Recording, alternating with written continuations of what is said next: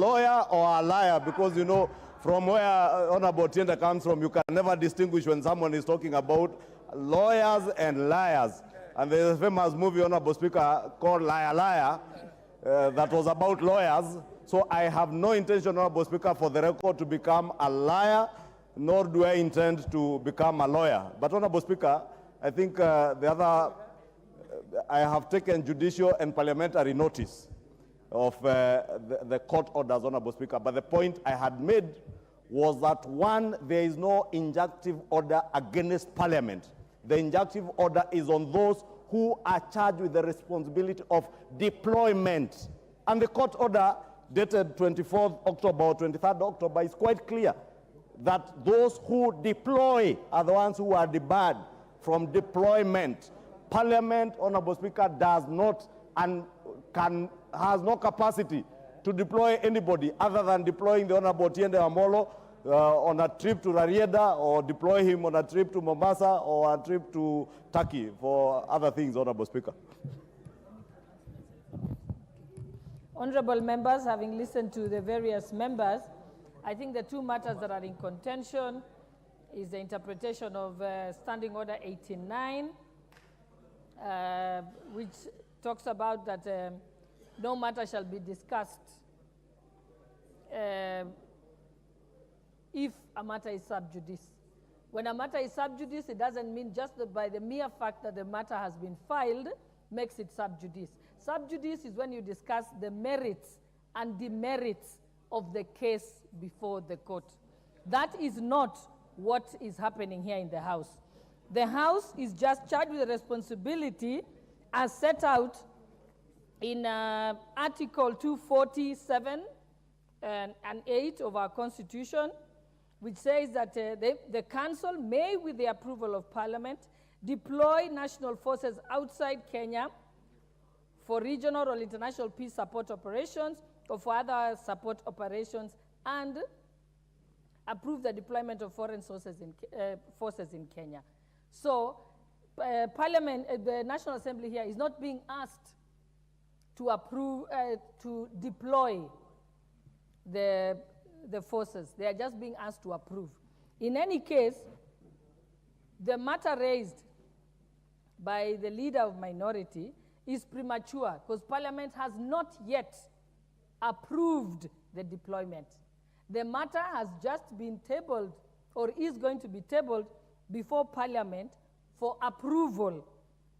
Even then, never mind the fact that that court order has not been served upon the Speaker, and in order to authenticate service, usually the order has to be directed to the Speaker and the National Assembly, and it must be, and the service of that must be done. It must be authenticated, signed, and the name of the process server indicated. It cannot be a member of this House acting as a process server while the House is in plenary.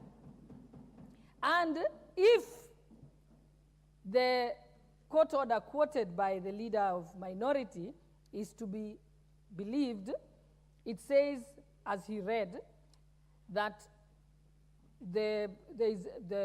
whatever authority has been restrained from deploying the police to Haiti.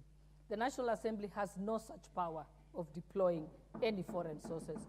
All it has to do is to approve the request for deployment by the Security Council.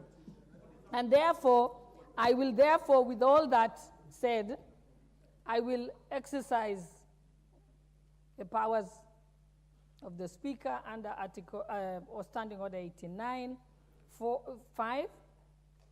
which says, notwithstanding this standing order, the Speaker may allow the reference to any matter before the House or a committee. So we shall proceed. Honorable Member for Narok West, Honorable Tongoya. Thank you. You're making a point of order against my ruling.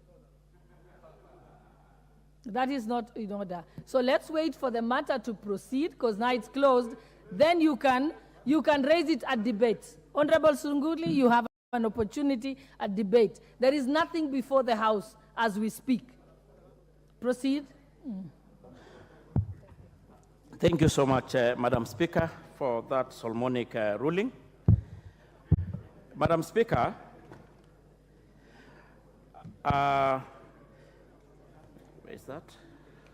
On the multinational, taking into consideration. Proceed to move. Where is it? Where is it? The way it is, Yeah, ndio natafuta. Sorry, number 9. Madam Speaker, I beg to move the motion on the report on the multinational security support mission to the Republic of Haiti, that taking into consideration the recommendation of the Joint Committee of the National Assembly Departmental Committee on Administration and Internal Security and the Senate Standing Committee on National Security, Defense, and Foreign Relations in its report on the request regarding the deployment of the officers of the National Police Service to the multinational security support mission to Haiti, laid on the table of the House on Wednesday, 15th November 2023, and pursuant to the provision of Article 248A, this House approves the deployment of officers of the National Police Service to the multinational security support mission to Haiti. You have a seconder? I ask Dido Raso to second.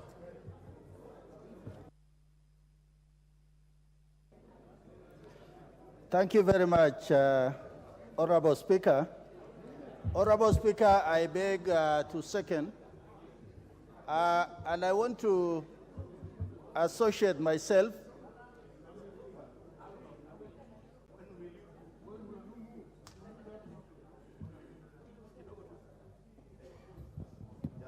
Thank you. Honorable members, I now propose the question. Let me propose the question, then I'll give you a chance. Honorable members, I now propose the question that taking into consideration the recommendations of the Joint Committee of the National Assembly, Departmental Committee on Administration and Internal Security, and the Senate Standing Committee on National Security, Defense and Foreign Relations, in its report on the request regarding the deployment of officers of the National Police Service to the multinational security support mission to Haiti, laid on the table of the House on Wednesday, 15th November 2023, and pursuant to the provisions of Article 248A, this House approves the deployment of the officers of the National Police Service to the multinational security support mission to Haiti.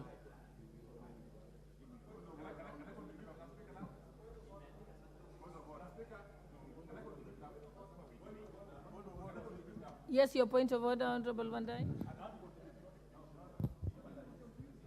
You want to contribute? Okay. Honorable Otiende, you have a point of order? Okay. Madam Speaker. And Sugulu, you can now give your point of order. Madam Speaker. If you have any. But let's wait to Honorable. Yes. Madam Speaker, thank you for your ruling. As we are guided by the House, we must accept whether we agree or not. But given your ruling, Madam Speaker, you have clearly guided that understanding Order 89, what is to be avoided is discussing the merits or demerits of the matter in court. And I'm accordingly guided. Madam Speaker, looking at the report that has just been tabled as a motion, it contains matters that discuss merits and demerits. Could Madam Speaker guide us which part of the report, therefore, we can refer to as we are debating this particular motion? Thank you, Madam Speaker. Honorable Omolo Otiende, you're a senior counsel, as senior as myself. You know very well that should we delve into the issue of the merits and demerits, then it is the court that shall reprimand us, not you. So you're not the sitting judge in this matter. Yeah, neither are you a counsel in the case. Thank you.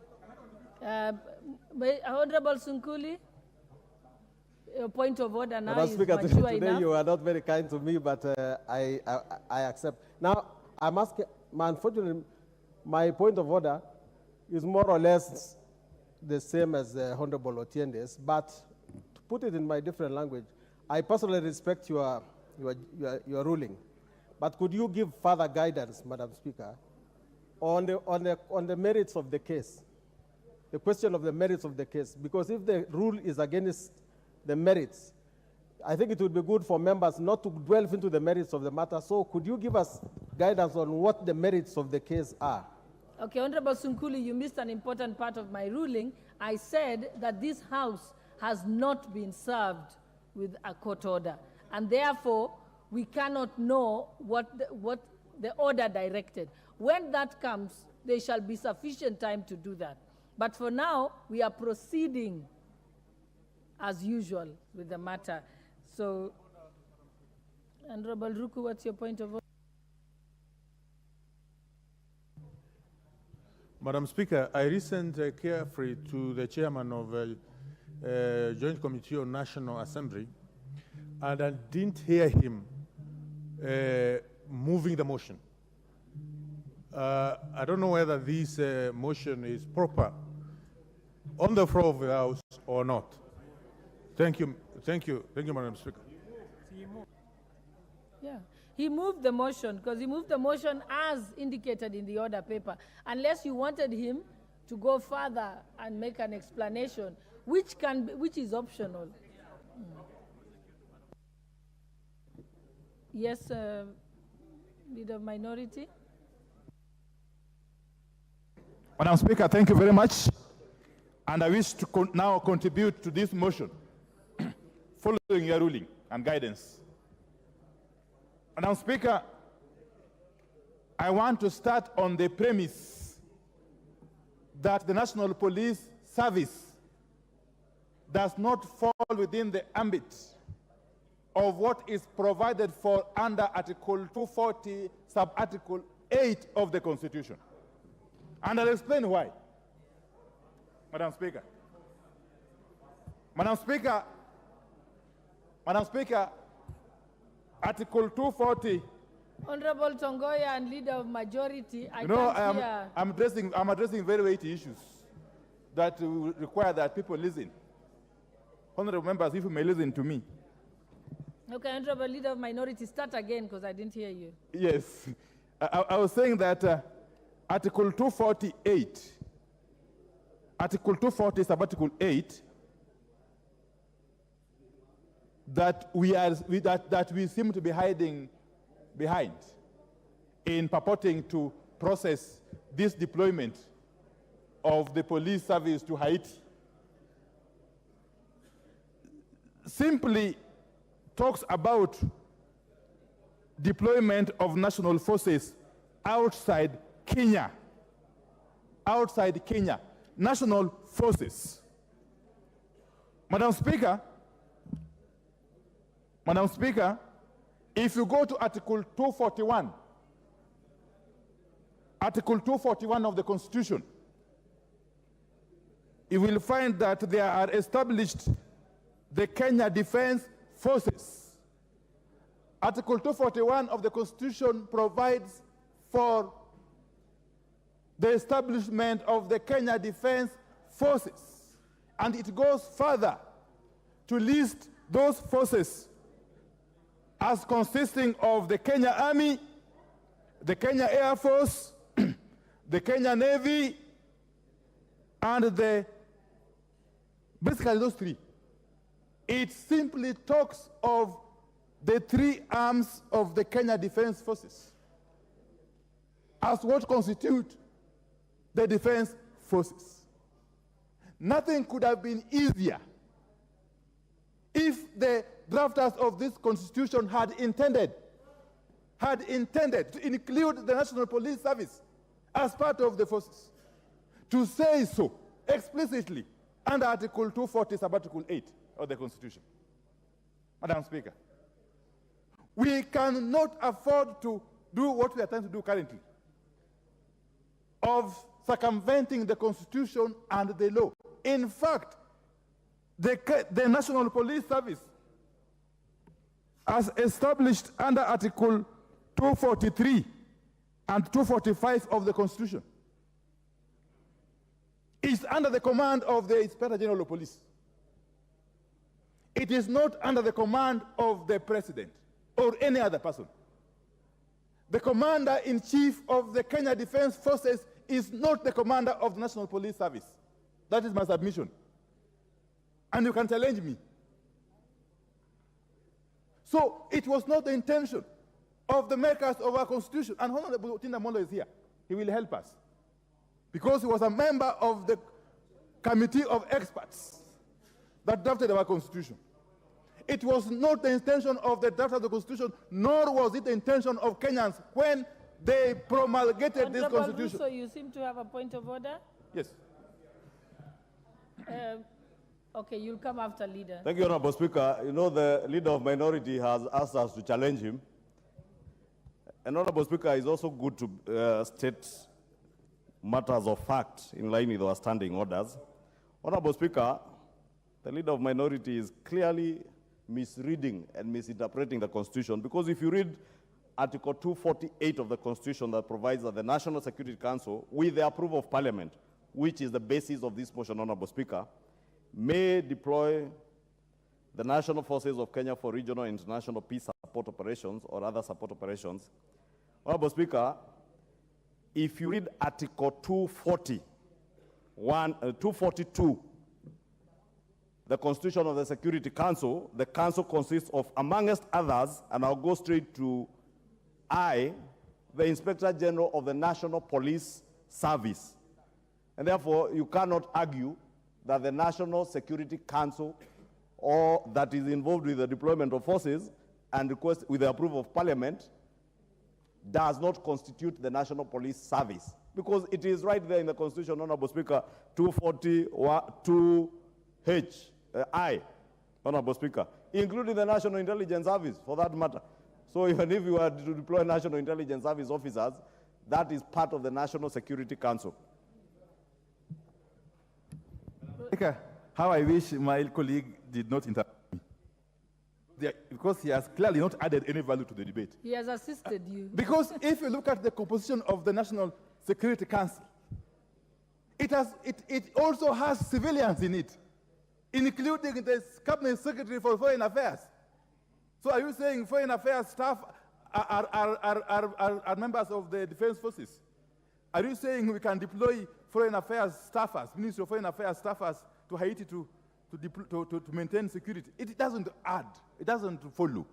It doesn't matter who is a member of the National Security Council. What is important is what constitutes.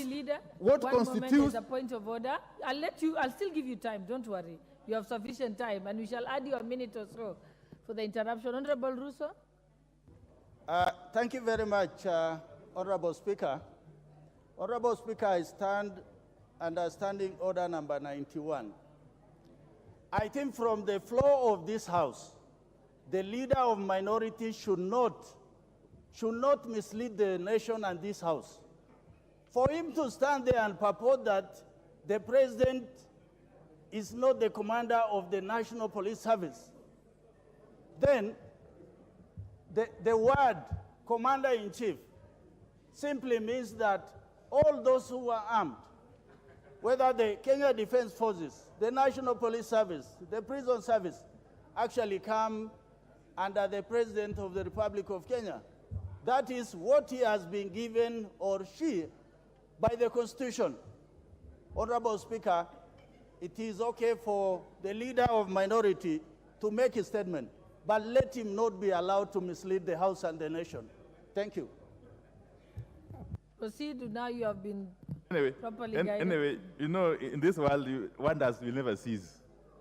You know, the Constitution is so clear. I don't want to belabor the point, really, because I think even my colleagues on the other side are clearly agreeing with me, even though they may not say so loudly. The Constitution is so clear. But that aside, having addressed myself to the unconstitutionality of this move, I want now go to the merit. Even assuming that Kenya, that this House could actually approve the National Police Service to go to Haiti.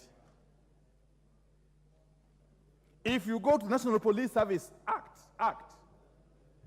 the National Police Service Act Section 108. Section 108 of the National Police Service Act, where in certain special circumstances,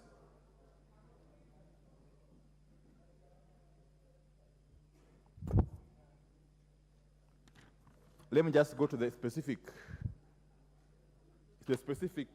section. Section 108.1. Yes. 108.1 of the National Police Service Act. And it provides as follows. Madam Speaker, the President may, on the application of the government of a reciprocating country, the government of a reciprocating country, okay, order such number of police officers as the President may think fit to proceed to that country for service therein for the purpose of assisting the police service of that country in a temporary emergency. Madam Speaker, what is the definition of a reciprocating country? Before you even go to the definition of a reciprocating country, the country in question must be having a functioning government. My submission is that the Republic of Haiti, as we speak currently, has got no functioning government. And therefore, the question of reciprocating or otherwise can't arise. But even more importantly, this request for the deployment of Kenya Police Service officers to Haiti, who is the originator? Where did it come from? Did it come from Haiti? And if it came from Haiti, from who in Haiti? Which government in Haiti? Which government, as we speak, is in charge of the Republic of Haiti? Because as a country, as a parliament that represents the people of Kenya, we have to ask these questions. We have to ask these questions because the public will ask us even tougher questions if something goes wrong in Haiti. So we must ask these questions. Which government in Haiti made the requisition for Kenya police officers to go to Haiti? If it is not the government of Haiti, therefore, who then asked for our police officers to go to Haiti? Is it the UN? I'm hearing it's the UN from somebody shouting across the aisle. What's your point of order, Honorable KENYAN? What's the point? Your debate must be very exciting. You have many points of orders. You should appreciate it. Thank you, Madam. Proceed, Honorable KENYAN. Madam Speaker, is it in order for the Honorable Wandai to mislead Kenyans when page 10 of the report, and I read, clearly says, the Prime Minister of Haiti, with the concurrence of the Council of Ministers, addressed a letter to the UN Security Council on 9th October 2022, and on 10th October, the UN Security Council. And you just need to understand the making of the UN Security Council. Kenya is a responsible member. So the request came, and it's good he understands this. The request came from the Prime Minister of Haiti to the UN Security Council. The UN Security Council, in turn, requested the member states to contribute. So you need to understand, it's in order for the Honorable Wandai to mislead himself, to mislead members of parliament in Kenya that nobody requested for this. Yet he knows Kenya is a responsible member of the UN.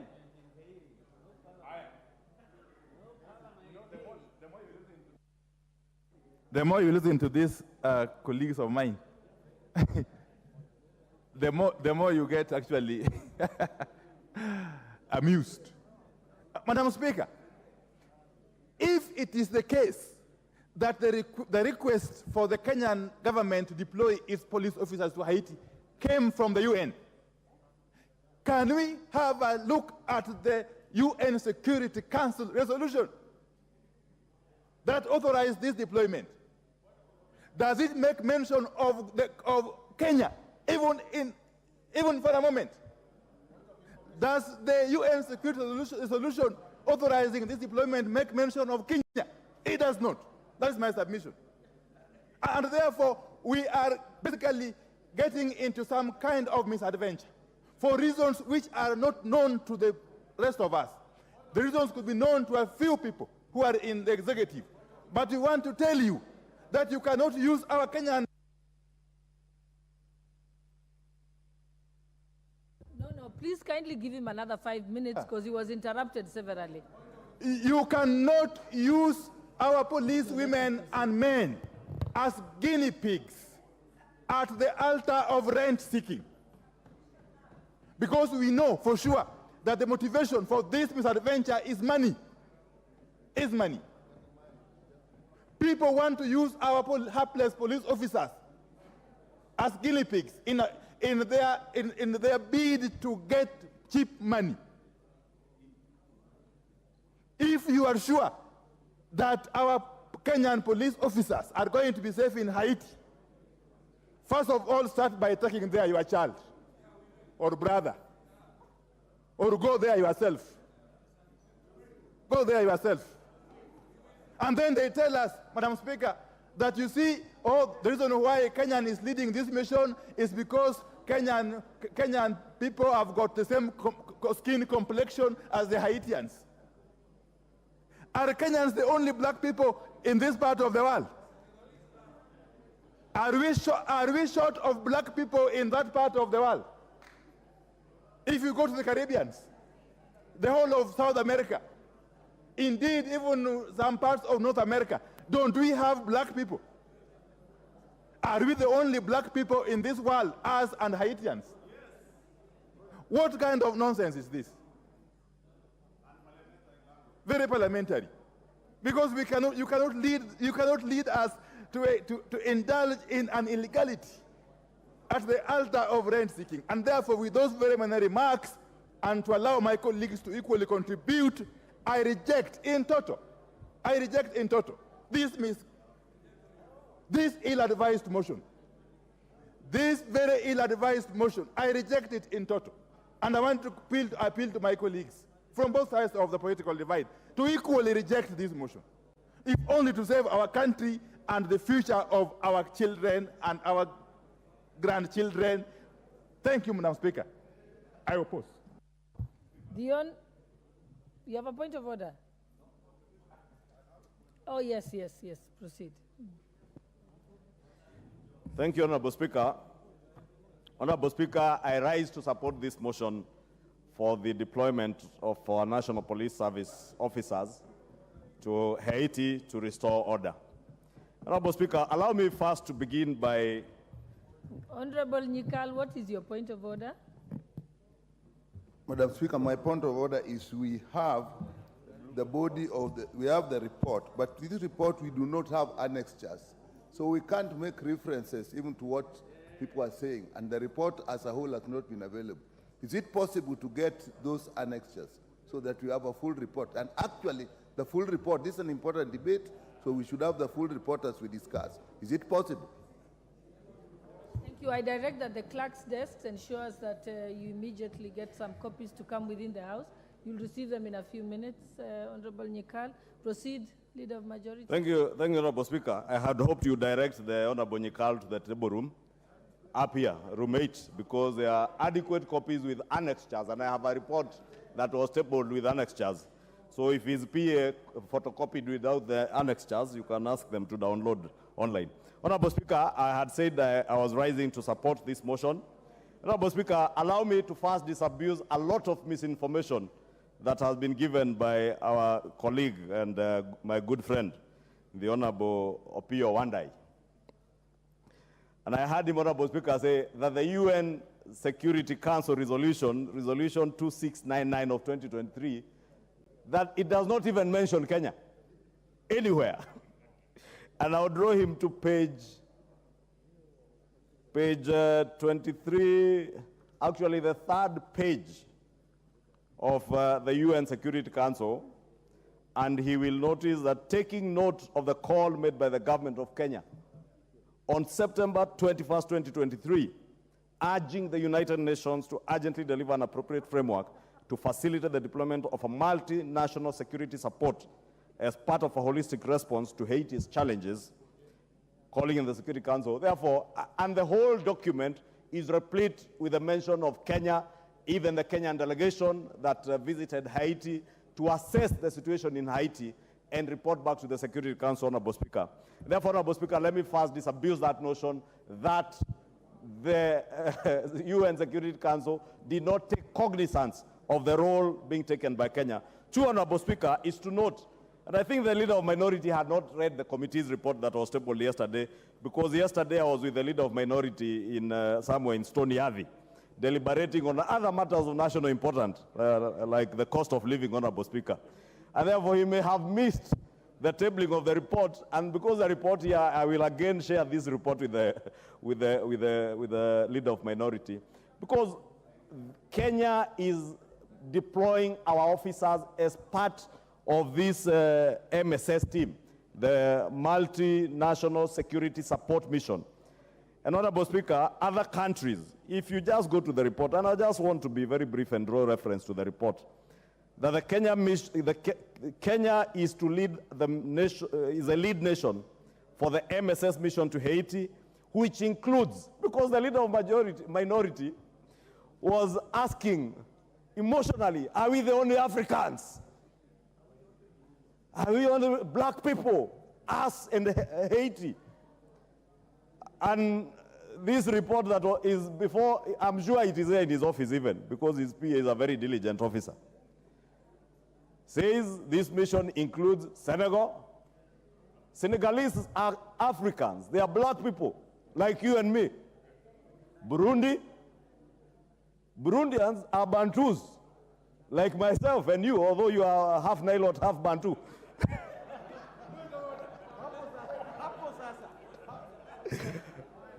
Burundians are as What's black and as Bantu as I am. Allow Honorable Wandai to prosecute his point of order.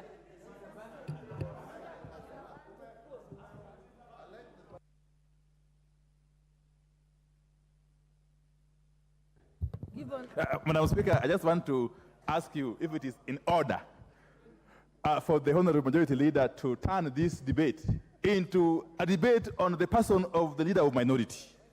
And more importantly, to attempt to classify me as a Bantu come Nilot. How does that come in, Madam Speaker, in this debate? Huh? Madam Speaker, please protect me from the Leader of Majority. Protect me. Leader of Majority, I'll let you respond. Honorable Speaker, you know the Honorable Pio and I, besides being my colleague on the other side, is also my friend. And he knows I know Gunja, I know the county of Siaya, and I know the intermarriages between the great people of the Luopin nation and those of the house of Mulembe, who are Bantus. And there are facts that are undeniable, and the member for Gunja knows.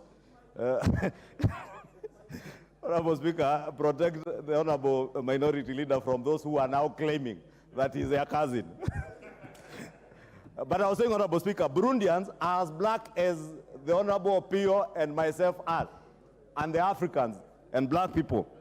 Honorable Speaker, Chad is another African country that is in this mission. Other partners in the Caribbean and the Americas who are also of African descent and black people. Therefore, I just wanted, Honorable Speaker, to begin by disabusing that notion that it is a Kenyan mission. It is a multinational security support mission which Kenya is honored to lead. And as patriotic leaders, as Kenyan patriots, we cannot stand in our own National Assembly and say that we are using our officers, who are very patriotic young men and women who have given their lives to protect life and property of Kenyans and people of the world where they may be deployed. And like the doctors affirm what do you call it, Dr. Nyika, the Hippocratic Oath or something close to that. Our police officers and armed security men take an oath to defend life and to serve their nation anywhere they may be deployed, including being deployed in the residence of our leaders like Opio and I. That officer guarding your house today and guarding your family is a patriotic young man or young lady who has given his life to protect you and your family. We therefore cannot disparage them by saying they are being used as guinea pigs. They are doing their patriotic and national duty, not only to elevate our country's security forces and their performance, Honorable Speaker, because the other notion that is being disabused, it is made to look from the submissions by the Leader of Minority that this is the first mission that the National Police Service is being deployed to. Honorable Speaker, if the Leader of Minority had bothered to read this report, and I must commend the chair of the Security Committee, the Honorable Tongoyo, his vice chair, and the members of the committee, because they were very diligent. Kenya has previously engaged in other missions, including that in Kosovo, Yugoslavia, Darfur in our region here, Namibia in Africa, Timor, Angola, Sierra Leone, and even Croatia. I don't know how many black Africans live in Croatia, but we did that as part of the community of nations.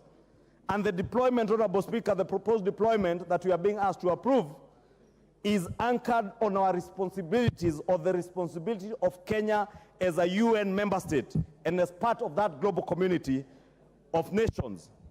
Honorable, historically, Kenya has been a leading participant in providing solutions to global security challenges.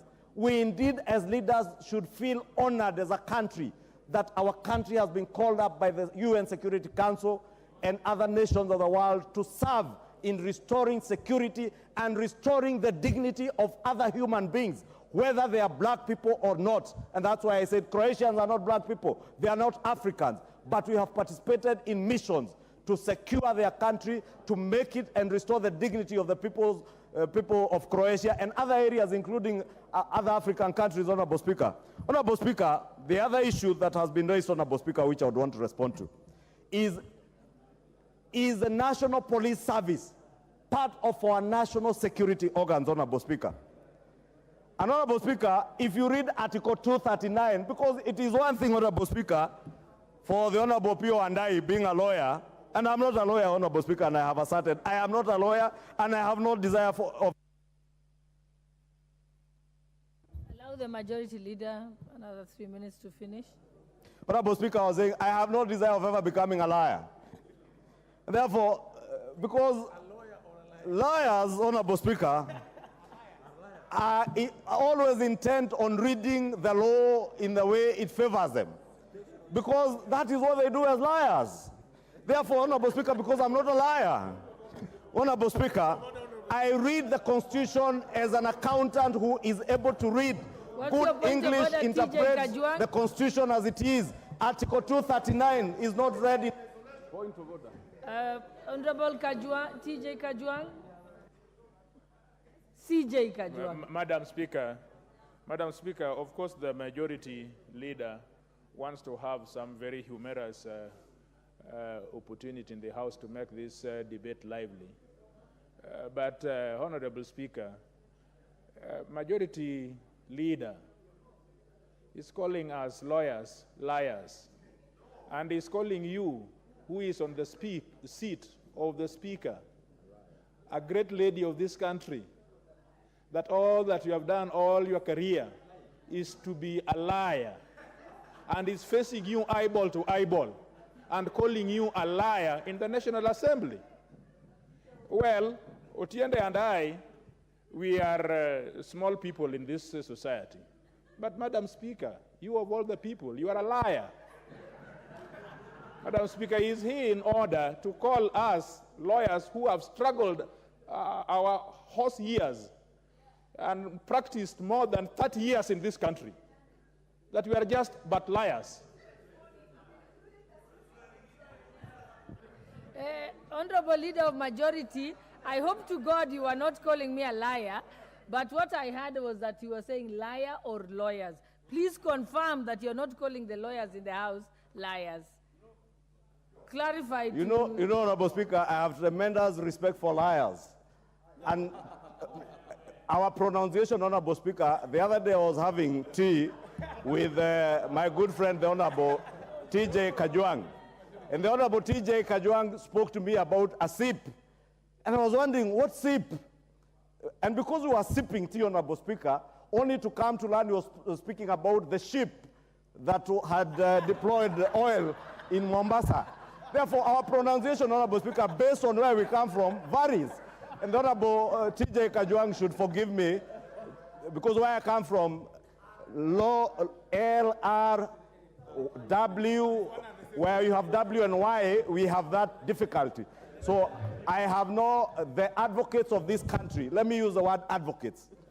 The advocates who serve, like the Honorable TJ Kajwang, are great people, and including yourself, Honorable Speaker, and you know I have tremendous respect for you and other advocates in this country. But I was speaking about, I have no intention ever of becoming one of them, because I'm an accountant.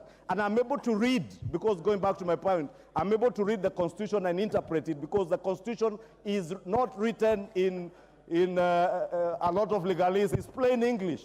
And Article 239, Honorable Speaker, of the national security, that defines our national security organs, says that the national security organs are the Kenya Defense Forces, National Intelligence Services, and the National Police Service. And indeed, Honorable Speaker, if you read on Article 239, sub-article 6, it says that Parliament shall enact legislation to provide for the functions, organization, and administration of the national security organs. And therefore, our National Police Service is part and parcel of our national security organs that the National Security Council can seek to be deployed to restore order, or in case of emergency, as that has been sought in the country.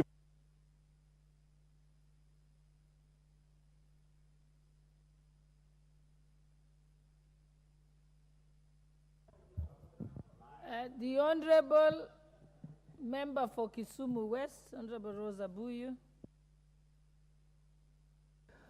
Honorable Speaker, thank you for this opportunity. From the onset, I'd like to say that I'm a member of the committee that has presented this motion.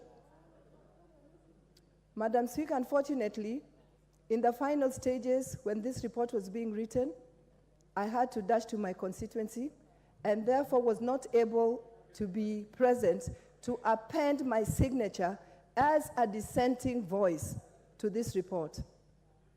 Madam Speaker, I'm not an advocate and I'm not a lawyer, but I stand here to speak as a citizen of this country. Madam Speaker, I want to speak on behalf of millions of Kenyans who are not able to give their views this morning on this motion. Madam Speaker, I speak for thousands of residents in Lamu. I speak for thousands of residents in the North Rift. Madam Speaker, I stand to speak for residents who are in Northeastern. And I also stand to speak for all those residents in Sondu who in the recent past have experienced the skirmishes of the clashes that have cost many Kenyans their lives. Madam Speaker, the UN recommendation report clearly states that there should be one policeman at a ratio of 450 citizens. In Kenya today, Madam Speaker, we have one policeman to the ratio of 1,152 Kenyans. Madam Speaker, the result of this can clearly be seen in this country, where the impact of few police officers is felt in the violent occurrences in many parts of this country, where many Kenyans end up losing their lives. Madam Speaker, we've been told that security does not lie in the numbers of security officers. That might be true, but Madam Speaker, you can only train and make good quality of numbers that you have. Madam Speaker, we know that charity begins at home. Madam Speaker, where is the sense in taking 1,000 police officers to Haiti when Kenyans are dying in need of protection, in need of service from their police officers. Madam Speaker, the government or the head of the government took an oath to protect the lives of its citizens. Madam Speaker, you don't protect the lives of your citizens by taking police officers who are supposed to protect them away from them to a land called Haiti. You can only protect their lives by enhancing the numbers and enhancing the security amongst your citizens. Madam Speaker, we've also been told in this report, and we've heard from the leader of majority, that Kenya owes it to the international community, which we are part of. Madam Speaker, if you cannot contain and protect lives of your people, surely where do you have the guts to take away to protect lives of people in Haiti? Madam Speaker, we've been told that Haiti is a land of gangs where no president can sit pretty, because so far 4 presidents have been beheaded and murdered, and the gangs maraud the whole land of Haiti. Madam Speaker, I want to agree with our leader of minority that in taking these 1,000 officers to Haiti, we are actually doing nothing but sending them there as sacrificial lamb, because in a country that's ruled by gangs, in a country where there's no law and order, in a country where there's no respect for human life, why, Madam Speaker, give me one reason why we take 1,000 of our officers into that land. Madam Speaker, I stand here to register my dissent and opposition to this project of taking our members to... Mike, Honorable Speaker, I'm sorry to disrupt my sister. Honorable Buyu to finish. Honorable Speaker, I was rising on standing order 106 on irrelevance and repetition because I've listened to the Honorable Rosa Buyu continuously repeat herself on issues to do with Sondu. And when I looked at the motion before the House, Honorable Speaker, at least towards the end as she was completing, she was speaking about Haiti, because the debate was on the deployment to Haiti. Honorable Speaker, more importantly, I have a copy of the report. And the Honorable Rosa Buyu, as she has asserted, is a member of this committee. And Honorable Speaker, I was going to advise Honorable Speaker, the kind of things Honorable Rosa Buyu was alluding to are things I have seen a very diligent member of that committee in the name of Honorable Kaluma, what he did. He has been able to express himself in a dissenting report.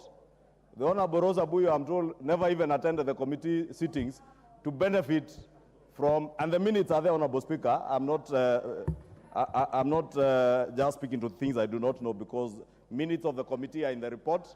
The Honorable Rosa Buyu never attended a single meeting of the committee, and now seeks to speak to the gallery with a lot of irrelevancies about Sondu and other areas. Honorable Speaker, restrict ourselves to the issue of Haiti, not Sondu, not Kikuyu, not Baringo, and other areas, Honorable Speaker. I think, Honorable Rosa, I'll give you 2 minutes so that you can finish because you were interrupted. Thank you, Madam Speaker. Madam Speaker, for the records, I was in the meeting, the joint meeting of the 2 committees, Committee of National Assembly and Committee of the Senate. And I deliberated, and even in that committee, I actually voiced my opposition. Madam Speaker, I've clearly stated that I wasn't able to come in the last committee when the report was being finalized, because I owe it to my people to be in the constituency when the duty calls, and I was there. Madam Speaker, the reason why I'm talking about Sondu, Baringo, Lamu, Northeastern, and the other places is because those places are experiencing violent, that's actually leading to deaths of many people, Madam Speaker. It is the police who are charged with responsibility to protect Kenyans. These are the police we want to take away from Kenyans to take to Haiti. Madam Speaker, the leader of majority sometimes should learn to be relevant himself instead of standing up on useless point of orders. Thank you, Madam Speaker. Help me there. Honorable TJ, your point of order. Madam Speaker, I have been listening to the debate which is going in the House. Let us be sober. The onerous duty, Madam Speaker, that has been given to us as the National Assembly to approve forces deployment is a very important thing. And so let us take out emotions and let us look at facts, because this, in my recollection, is the very first time we are doing this. And at the end of the day, it will be our appendage to the force distribution or deployment as a mandate of the National Assembly. Madam Speaker, I'm just looking at the law so that we do not do something unconstitutional and so that we don't do something outside the law. Section 108 of the Police Service Act states that the President may, on the application of the government of a reciprocating country and so on. I have looked at the functions.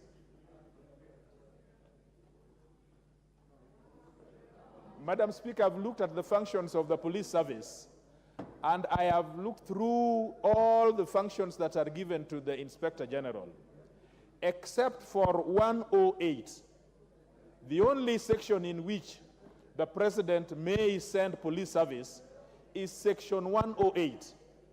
The rest of the sections, police service are a homeland. They protect inside the country. The only place in which police service can go outside the country is under 108.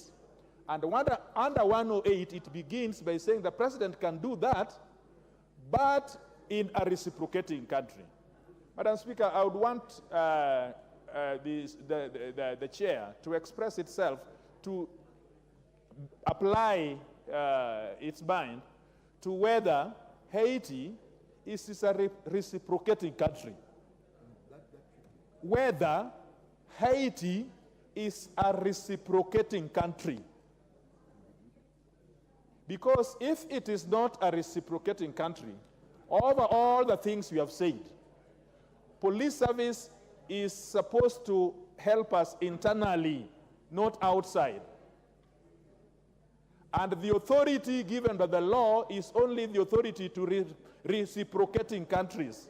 And so, Madam Speaker, I think this is a very important issue that even as we are going on, I don't say that we stay the proceedings, but I'm asking that the speakership should apply its mind and come back with a reasoned communication from the chair, whether in the facts of this matter, Haiti is a reciprocating country for which we as National Assembly have the requisite jurisdiction to approve the forces to go to a foreign country. Thank you so much, Madam Speaker.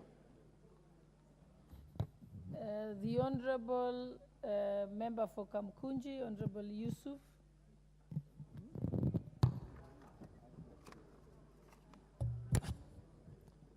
Thank you, Madam Speaker. I stand to support this resolution, and I do so as a former member of the United Nations and full respect for the UN Charter and our role as a member of the international community. In fact, Madam Speaker, the Haiti government had requested the United Nations Security Council to help the stabilization of that country, on whose security situation is in dire straits at the moment. The situation in Haiti is grim.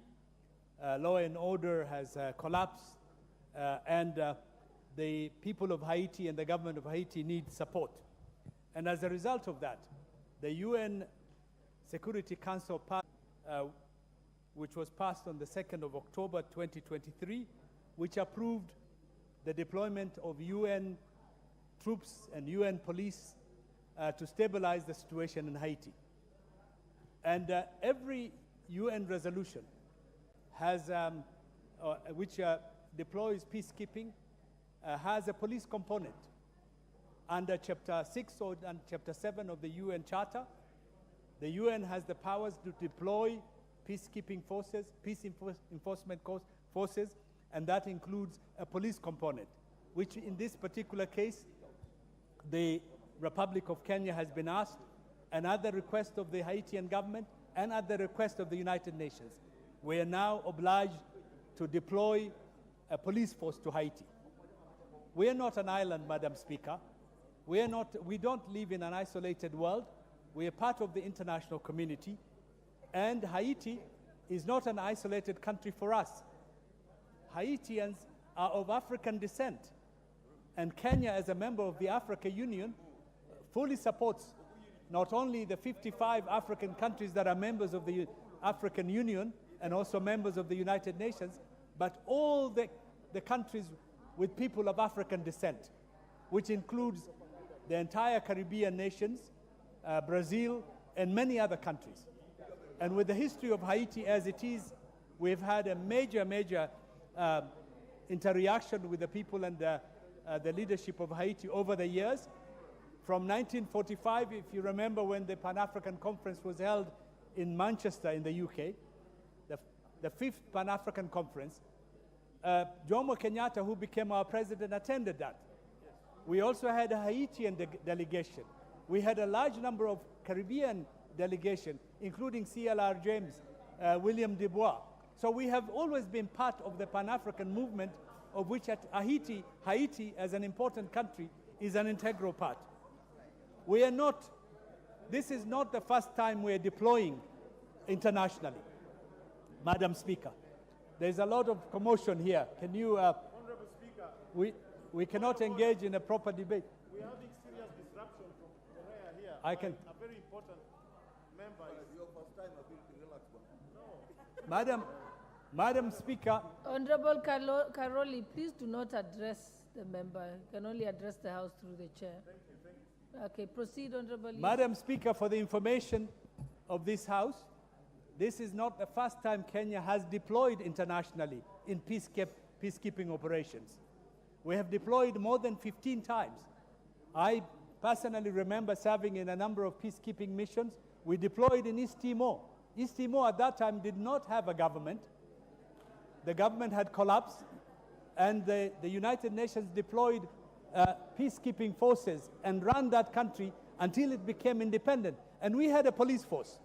We have also deployed, Madam Speaker, in Namibia, in Cambodia, in Yugoslavia, in Bosnia-Herzegovina, in East Timor, as I have said, in Sierra Leone, in Kosovo, in Angola. And at the moment, we have police officers serving in conflict areas in South Sudan, in Somalia, the Democratic Republic of Congo, Sudan, and Western Sahara. So our forces have been in place, and therefore what we are doing now is just deploying in support of a UN resolution to keep peace in Haiti. And we need to support the people of Haiti. We need to be part of the solution to the problem of Haiti. And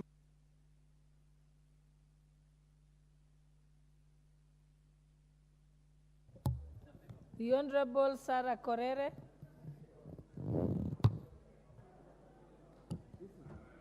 Thank you, Madam Speaker. Madam Speaker, I also rise to support the motion. And indeed, Madam Speaker, this motion is properly before this House. Madam Speaker, it is true that Kenya is a member of the United Nations, and we have the responsibility to be our brother's keeper. And for avoidance of doubt, Madam Speaker, I want to refer this House to the report of the Committee on Security. Madam Speaker, Kenya has posted its police officers to other missions in the other years as late as 1989. And Madam Speaker, in 1989 to 1990, Kenya deployed its officers to Namibia, and we sent 30 officers to Namibia. In 1992 to 1993, Kenya sent its officers to Cambodia, 20 of them.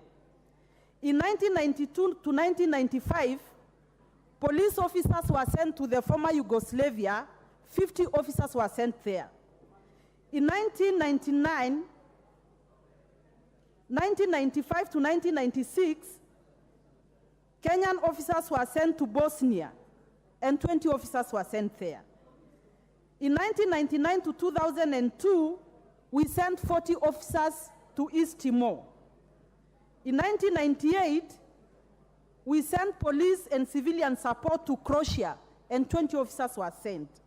1998 to 1999, officers were sent to Sierra Leone mission, and 5 officers were sent. Madam Speaker, in 1999 to 2005, officers again were sent to Sierra Leone, and 51 officers were sent. In 1999 to 2008, officers were sent to Kosovo, and 98 officers were sent to Kosovo. In the year 2005 and 2006, the African Union sent Kenyan officers, 50 of them to Darfur. And Madam Speaker, to date, we have officers in South Sudan, we have officers in Somalia, we have officers in the DRC, we have officers in Abyei, we have officers in Western Sahara, we have police officers in New York, we have police officers in Italy and Addis Ababa. And Madam Speaker, when this thing came before our committee, we raised several questions. One among them was, Haiti is a French-speaking country. How are we going to send our officers there? And Madam Speaker, it came to my realization that security officers speak in silence. And that is why if you come to Laikipia today, Madam Speaker, where the British Army used to train since colonial times to date, you will get children of mixed races. And these officers don't speak in Maasai language, and the Maasais don't speak the British language. But how these things happen, it is because security officers speak in silence. And Madam Speaker, Burundi is sending its troops there. Burundi is a Swahili and French-speaking nation, and they're going to give support to our troops. Senegal is sending its troops there. Madam Speaker, we are a global nation. We are an international community. When the world is not safe, when Haiti is not safe, we are not safe. What is happening in Haiti, Madam Speaker, is some gangs terrorizing locals.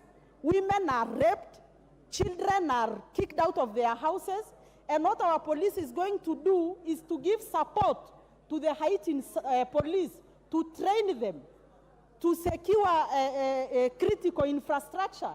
And Madam Speaker, if a woman in Haiti is not saved, I'm not safe in Kenya. So Madam Speaker, I want to support, and again, I want to refer this House to the Constitution,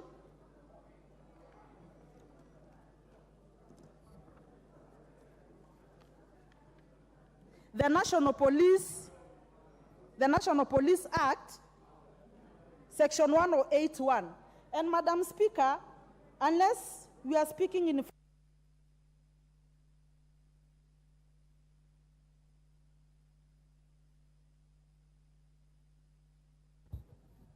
the Honorable Member for Nyaribari Chache, Zahi Janda.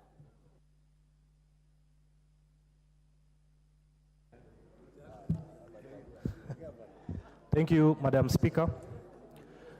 Madam Speaker, I rise to support the Haiti motion because, Madam Speaker, we are a global community of nations, and it is absolutely essential for Kenya, together with other multinationals, to help Haiti. It is a matter of humanitarian consideration to help offer support to our brothers and sisters in Haiti. Madam Speaker, the sole aim is to help usher in stability, development, and democratic governance through a political framework owned and driven by the people of Haiti. Madam Speaker, it was through a request by the UN Security Council of the deployment of multinational security missions to Haiti. Kenya, Madam Speaker, will help to reinforce Haiti National Police Force. Madam Speaker, I fully support the deployment of Kenyan Police Force. Madam Speaker, you are aware that we have forces in the DRC and other African countries, and you can see what our troops have done in Congo. So I stand to support. Thank you, Madam Speaker. The Honorable Karoli Omondi. Thank you very much, Madam Speaker. I begin by first noting that there exists a proper legal framework for the deployment of our police servicemen and women overseas, and that is under Article 107 and 108 of the National Police Service Act. I think that matter rests there. Though I would urge that proper gazette notices be issued by the executive to give effect to those provisions. Madam Speaker, the seeds of the current turmoil in Haiti commenced with the arrival of Christopher Columbus in the New World. And if you've had the privilege of reading the book by C.L.R. James, The Black Jacobins, who was a teacher of my friend who has just left here, the member for Kamkunji. He begins by saying, Christopher Columbus landed in the New World, and after praising God, urgently inquired for gold. In other words, it was an expedition of exploitation. And when they annihilated the indigenous Indian population of Haiti, efforts were made to transship Africans from the west coast of Africa to Haiti. And since then, Haiti has prospered, created a lot of wealth for so many people, but has also been a tragedy to the African people. It is my conviction that it is very important that we all take an interest in what is happening in Haiti. Haiti was the first African-led country in the Western Hemisphere, where the slaves rose up, fought away the French, won their freedom.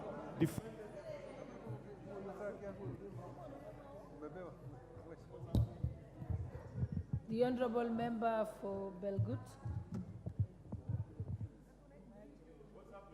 The member for Belgut is not there. The Honorable Member for Tindiret. Your time is up. Thank you. Is it me or? Let's give the Honorable Chair now that he has arrived. Thank you, Honorable Speaker. Allow me also to add my voice on the deployment to Haiti. And like many of my colleagues have said, in fact, I really don't understand why they do not involve the Defense Committee on this matter. And I've listened to TJ Kajwang. I just want to invite him also to look at the act. If you look at the discretion, you will go to 1081, and you will see the President will also interpret the discretion differently. But I don't want to go to the details. Let me just go to the humanitarian bit of why we need our police officers to be in Haiti as soon as possible. Honorable Speaker, we've done, this country has been on different missions before, with people on missions on countries where we are not even related in any way, not in color, not in religion, but we participated. Our officers have been to Kosovo, our officers have been to Sierra Leone, our officers have been to East Timor. In fact, the Deputy DIG, Gabo himself, led a mission that did so well in East Timor. And it is part of the reasons why we must deploy our officers to Haiti. Kenya in 2018 was recognized, and 28 officers by the United Nations and promoted. In fact, the United Nations took one of the officers, the Chief Inspector of Police, Kerubo, and retained in the UN because of the deployment that had been done to Southern Sudan and the work that they did in Southern Sudan, and in recognition for their distinguished service in Southern Sudan in trying to restore peace in that country. Our officers were recognized by the United Nations, and on 26th June of 2028, 23 Kenyan police officers were awarded different medals of recognition for that effort. Honorable Speaker, foreign policy is hinged on 5 pillars. There is peace diplomacy, economic diplomacy, environmental diplomacy, cultural diplomacy, and diaspora diplomacy. This country must continuously be the anchor of peace that it is.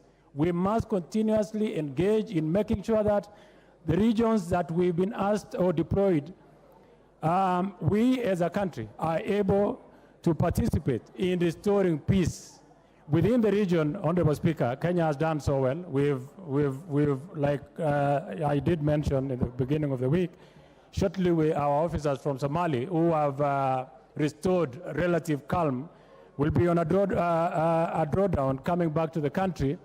We are engaged in peace missions within the region, in the Democratic Republic of Congo, Somali, Burundi, and many other countries. I honestly do not see why we cannot go to Haiti.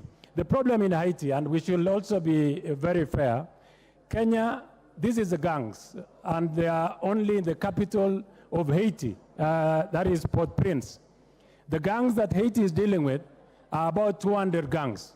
This country before, and the records are here in this house, in the year 2017, we were told Kenya had 325 gangs, including Mungiki, including Chingororo, and many other gangs that we have. Honorable Soro is not amused about Chingororo. But all of them were quelled by our police officers. Honorable Speaker, I want to submit that our officers are able, and there is no reason why we should not deploy our officers to Haiti. Honorable Speaker, I support. The Honorable Member for Lari, Honorable Joseph Kahangera.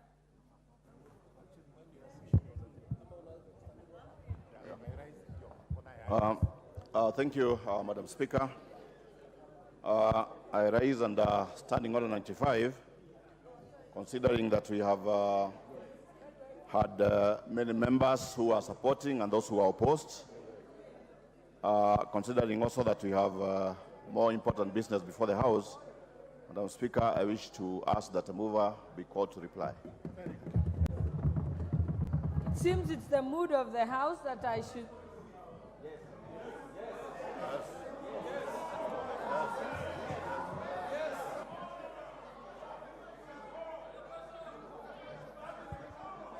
Mover will reply.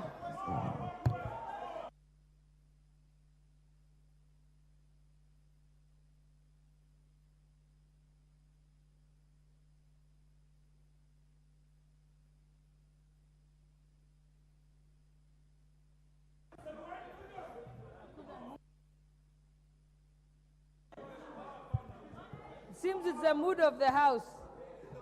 I should put the question. Honorable members, I now...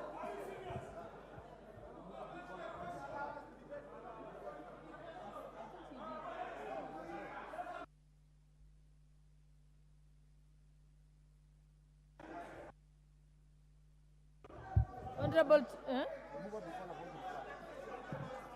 Rubatongoya.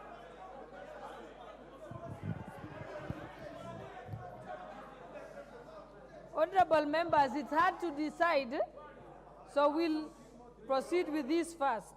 Honorable members, I now put the question that taking into account the consideration and the recommendations of the Joint Committee of the National Assembly, Departmental Committee on Administration and Internal Security,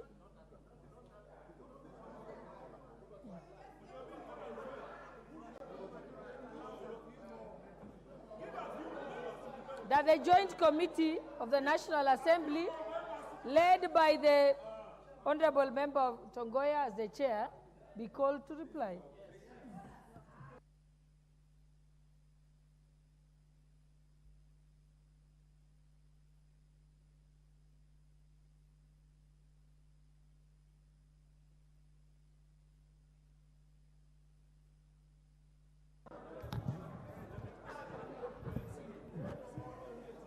Honorable members,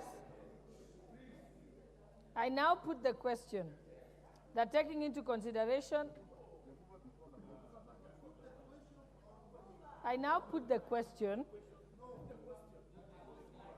Honorable members, just allow me to proceed with this. We have to say it properly, which means I have to say the title of the joint committee, which is chaired by Honorable Tongoya, to be called to reply. I want to put that question. Yeah, so if you just let me do my job.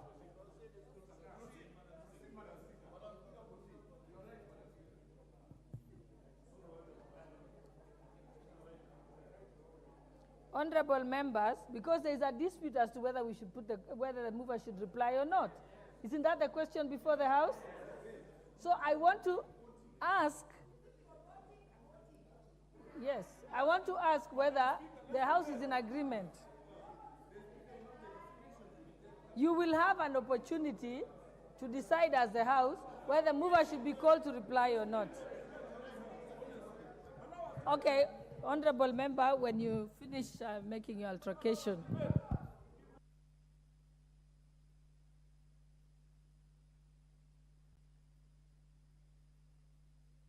What's your point of order, Honorable Otiende? Madam Speaker, I want your guidance. I will wait until you're done consulting. Madam Speaker, I wish to get your guidance on a fundamental matter, and that is the fact that this being a house of debate, usually the minority will have their say and the majority will have their way. Madam Speaker, I want to bring to your attention that it may not be easy for you to determine who is the majority and who is the minority. But it is clear that in the course of this very short debate, it is its contribution in the following manner. The Honorable Yusuf came to the minority side and is clearly of the majority side. The Honorable Korere came to the minority side, is clearly of the majority side, with the result that being minority, we are not even, I'm on a point of order, Mr. Majority Leader, I'm on a point of order. You can't be on a point of order Honorable. So where it is clear that the minority is denied both their say and clearly their way, is that in line with the parliamentary standing orders? Honorable Otiende, the mere fact that somebody is from the minority side doesn't mean that they are required to always object or not support the report. The point is that the minority side got the opportunity equal to that of the majority side.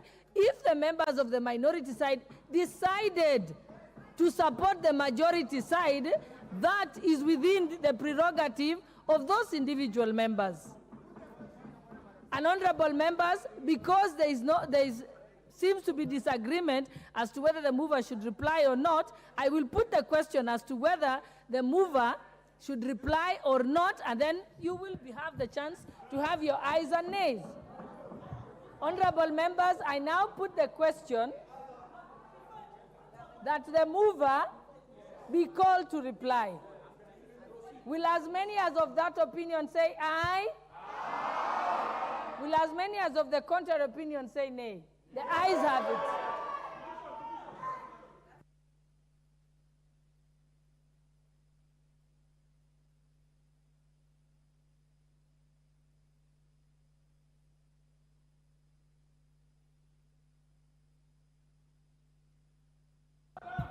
You have insufficient numbers. You don't have sufficient numbers.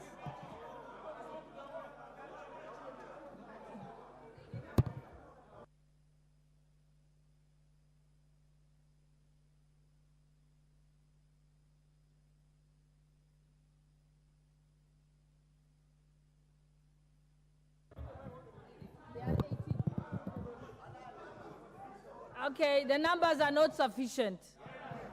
Mover to reply. Thank you, Madam Speaker.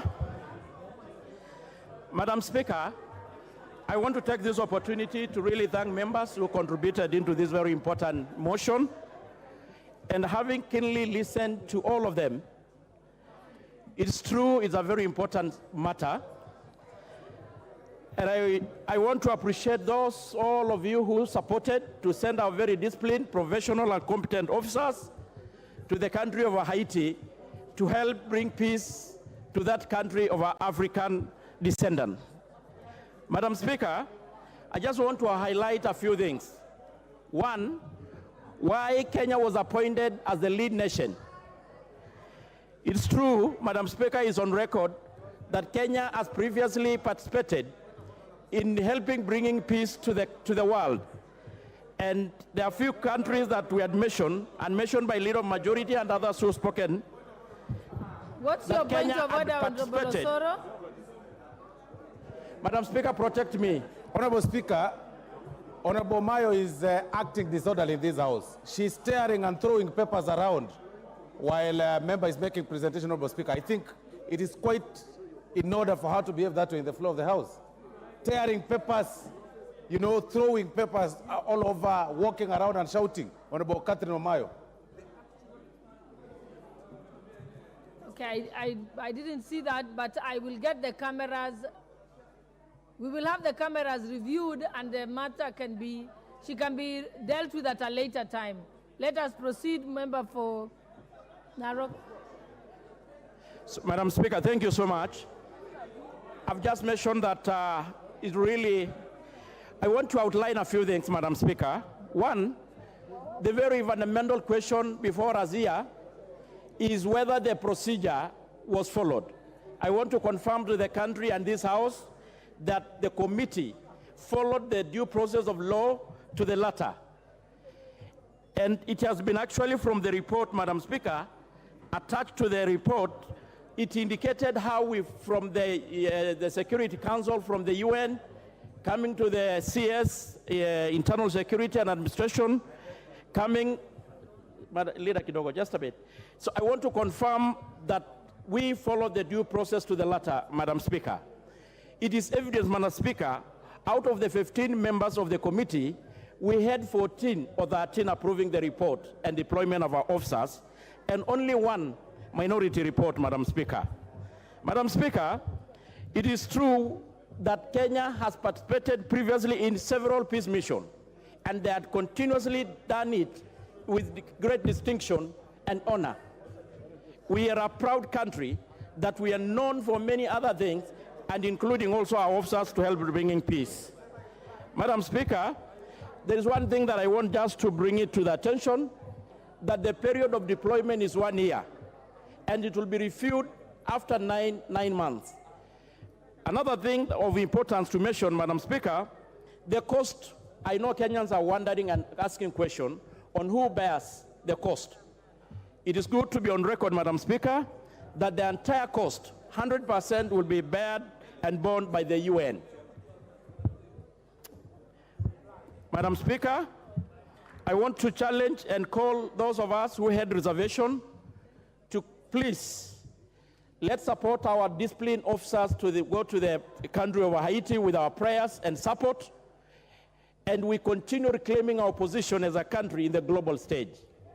We have done it before, and we are going to continuously do it. So, Madam Speaker, with these few remarks, I beg to reply. Thank you so much.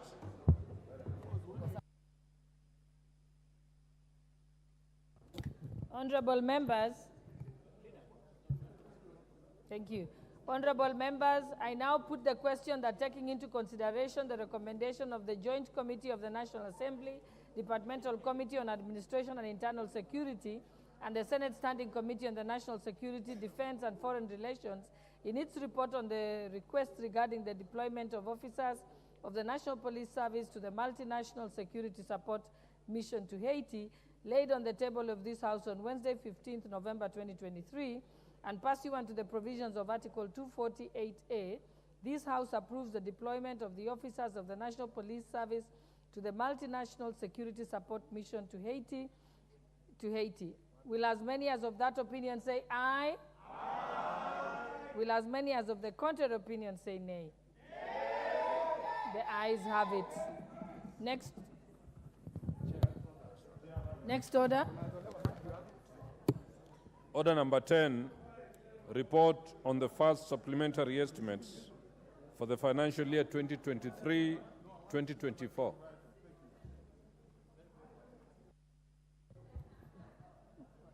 The Honorable proceed. Chairperson Budget, proceed. Thank you very much, Honorable Speaker, and I thank you very much for giving me this opportunity. Honorable Speaker, I rise to move the report from the Budget and Appropriations Committee, the report on the Supplementary Estimates 1 of the financial year 2023-2024. And Honorable Speaker, previously I've had many minutes to move this kind of bills and reports, and therefore, Honorable Speaker, today I don't wish to take so much time because I can see we have a lot of business that is important, Honorable Speaker, today. But Honorable Speaker, I just first of all want to wish to bring to the attention of the House that the budget that we are currently implementing is a budget of 3.744 trillion shillings. And Honorable Speaker, what we are doing with these supplementary estimates is that we are realigning government priorities in regards to the current circumstance, Honorable Speaker, so that we are able to allocate our resources in areas that are a high impact and that will have the shortest time from the input to output. Honorable Speaker, we are making this supplementary budget or estimates in a situation where our country, Honorable Speaker, is facing a myriad of issues. And therefore, what we try to do as the Budget and Appropriations Committee is to align the limited resources that we have as our country to be able to address the issues that are current and that which gives a great foundation for the future of Kenya that we are creating. And to go to specifics, Honorable Speaker, Honorable Chairperson, I hope you will move the motion as written after you finish. Yes, I will move after I finish. Or I can do that even now. I moved.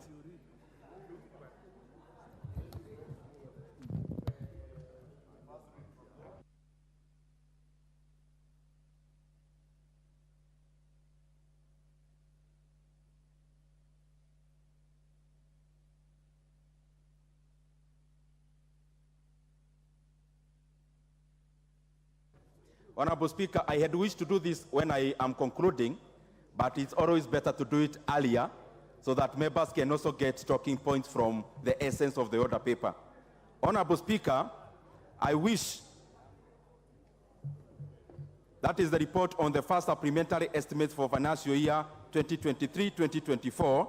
Honorable Speaker, I wish that this House adopts the report of the Budget and Appropriations Committee on the first supplementary estimates for the financial year 2023-2024, laid on the table of the House on Wednesday, 15th November 2023, and pursuant to the provisions of Article 223 of the Constitution and Standing Order 243, 1, that approves the increment of the total recurrent expenditure for financial year 2023-2024 by Kenya shillings 90 billion, 717 million, 383 million, 737 shillings in respect of the votes as contained in the first schedule. 2, approves a decrease of the total capital expenditure for financial year 2023-2024 by Kenya shillings 24 billion, 515 million, 810,722 shillings in respect of the votes as contained in the first schedule. 3, approves an overall increase in the total budget for financial year 2023-2024 by Kenya shillings 66 billion, 201 million, 573,015 shillings in respect of the votes as contained in the first schedule. And 4, approves Kenya shillings 1 billion, 736 million, 121,765 spent under Article 223 of the Constitution in respect of the votes outlined in the third schedule. 5, resolves as the first schedule forms the basis for the introduction of the supplementary Appropriations number 3 bill of 2023, and 6, further makes the policy resolutions contained in the fourth schedule to the order paper. Honorable Speaker, I'll just add a few remarks before I move. I was saying that we are in a circumstance where we are trying to align the limited resources that we have as our country to be able to address the current situation of issues, Honorable Speaker, as we also lay a basis of the growth of our economy. And Honorable Speaker, I want to laud this House because of the policies that we have been making, both on the finance sphere, but also in regards to budget, because all these are laws that we make in this House. And Honorable Speaker, I don't know whether the consultations can be a bit lower. Honorable members, let us give the chair budget kindly opportunity to be heard. So let's consult in lower tones. Thank you. Thank you very much, Madam Speaker. Honorable Speaker, I'm saying that I want to laud this House because of the policies that we have been making, both on the finance front and also on the budget, because these are laws that we make. And even budget-making process, Honorable Speaker, is part of lawmaking in one respect.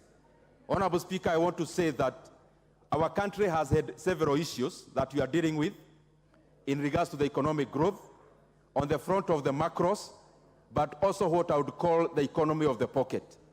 And Honorable Speaker, the economy of the pocket, where the rubber meets the road, I want to say that there is room for improvement in terms of making sure that the standard of life of Kenyans is improving, also as we lower the cost of living. And Honorable Speaker, this is always a moving target, and we are doing everything possible so that we have this contained and aligned. But Honorable Speaker, it is important also that we celebrate some of the issues that are happening in our country. Even with the hardships that we have in our economy, Honorable Speaker, it is important that I mention to this House that through the policies that we make, we have been able to contain inflation as one of the parameters of macroeconomics, Honorable Speaker. And I want to say that a year ago where we were in terms of inflation, in regards to now or comparative to now, we are in a much better situation. And Honorable Speaker, I say so because our inflation was almost going into double digits. But as we talk here, Honorable Speaker, last month, the data we got from the Kenya National Bureau of Statistics is that our inflation is actually below 7%. It is important that I mention that our benchmark in terms of inflation in Kenya is 5%, and then there is a band of plus or minus 2.5% either way. And therefore, Honorable Speaker, on that front, it is important that I mention we are doing well. But Honorable Speaker, on the way we measure inflation, we look at it on the food side, which is food inflation, and also we add fuel inflation, and then lastly, co-inflation. I want to say that we have been doing pretty well out of the fiscal policies that we have employed in terms of containing food inflation. But also, Honorable Speaker, we have a challenge on fuel inflation, and I am sure the policies that we are putting in place will also address that sphere. And therefore, Honorable Speaker, our inflation would actually be much lower were it not for the gains that have been subdued by the fuel inflation side, Honorable Speaker, and especially on issues that are largely beyond the control of our country, Kenya. But Honorable Speaker, also, on the other parameter of economic growth, it is important that I mention to these colleagues of mine who have been very, very instrumental in also shaping the decisions that we make as the Budget Committee, but that notwithstanding the economy of the pocket that is not doing so well, Kenya as a macro economy, Honorable Speaker, is actually doing very well comparatively globally. Honorable Speaker, in the first quarter of 2023, Kenya economy grew by 5.3%. Honorable Speaker, in the second quarter of 2023, the Kenyan GDP grew by 5.4%. Honorable Speaker, this is not just the Kenyan data, but data from even Bretton Woods institutions like IMF and World Bank. And in that respect, Honorable Speaker, Kenya in the first quarters of 2023 was actually the 29th fastest growing economy in the world. Honorable Speaker, these are things that are important to mention, where I also comment that there is also something that we need to do to make sure that this economic growth is felt in the pockets of Kenyans. Honorable Speaker, why are we making this supplementary budget? Honorable Speaker, I'll mention just a few, because I want to conclude in the next 5 minutes so that we go to also the debate. And I want members, kindly, if it's possible, because this is the essence of this debate, you may conceptualize it. The essence of making this supplementary is, number one, to address the issue of payment of interest rates so that we can go step by step. The real reason of having this supplementary budget now is because we as a country want to provision enough resources for the payment of interest rates. Out of the total increment of this budget of around 200 billion, 145 billion Kenya shillings is an increment in the payments of interest rates. Honorable Speaker, one would ask, why are we doing it now? And we just did our budget in the month of June. The reason is this, Honorable Speaker. From the month of June to date, we have had two main issues happening around interest rates. One is the interest rate itself, which is the cost of money. Honorable Speaker, we have had to raise our interest rates as home so that, Honorable Speaker, we can make Kenya attractive for capital inflows. Honorable Speaker, this is a contractionary measure, Honorable Speaker, that we are doing as an economy. Honorable Speaker, interest rates, therefore, domestically and globally have been rising. And therefore, the cost of our debt has been rising. And therefore, we needed to provision monies for the payment of this interest rate. On the second front is Forex. Honorable Speaker, our debt 1 year ago was 50-50, 50% domestic and 50% foreign. In a debt situation of 10 trillion, it therefore means our foreign debt was around 5 trillion Kenya shillings. And actually, to quote precisely, Honorable Speaker, it was actually 4.3 trillion Kenya shillings in terms of our domestic debt. Now, out of this foreign debt, majority of it, Honorable Speaker, is dollar denominated. But the Kenya shilling has lost around 20% from January to date. And actually also from June to now, we have been subdued. And therefore, Honorable Speaker, we are provisioning monies so that we are able to pay our obligations timely, Honorable Speaker. And the reason for this, Honorable Speaker, is that the government funds itself using cash, which is the Kenya shilling. But in terms of the payments of international or foreign obligations, we use domestic currencies. That is where there is a loss, Honorable Speaker, and therefore our country will be spending an extra 145 billion Kenya shillings as an increase in cost of our debts when it comes to repayment of our interest rates alone. Secondly, Honorable Speaker, some of the increments that you have made in this budget, number one is education. We have put in 20 billion Kenya shillings into TSC. Honorable Speaker, out of the policies we have passed in this House, policies around NITA, policies around the new NSHF, Honorable Speaker, the previous NHIF, the issues around NSSF, we needed to provision TSC with money, being the largest employer in Kenya, for the portion as the employer to be able to cater for those statutories. Honorable Speaker, secondly, and I want members to also be keen on this, we have also provisioned around 5.4 billion Kenya shillings that is going into bridging the gap of the deficit of the JSS funding in terms of capitation. Honorable Speaker, in this budget, we have provisioned that money. Honorable Speaker, in this supplementary also, we have provisioned monies for the new funding model of the tertiary education. We have put in over 4 billion Kenya shillings into giving scholarships and loans to TVET students. And on the other side of the universities, Honorable Speaker, we have provisioned enough resources for the intake that is currently in course and the next intake.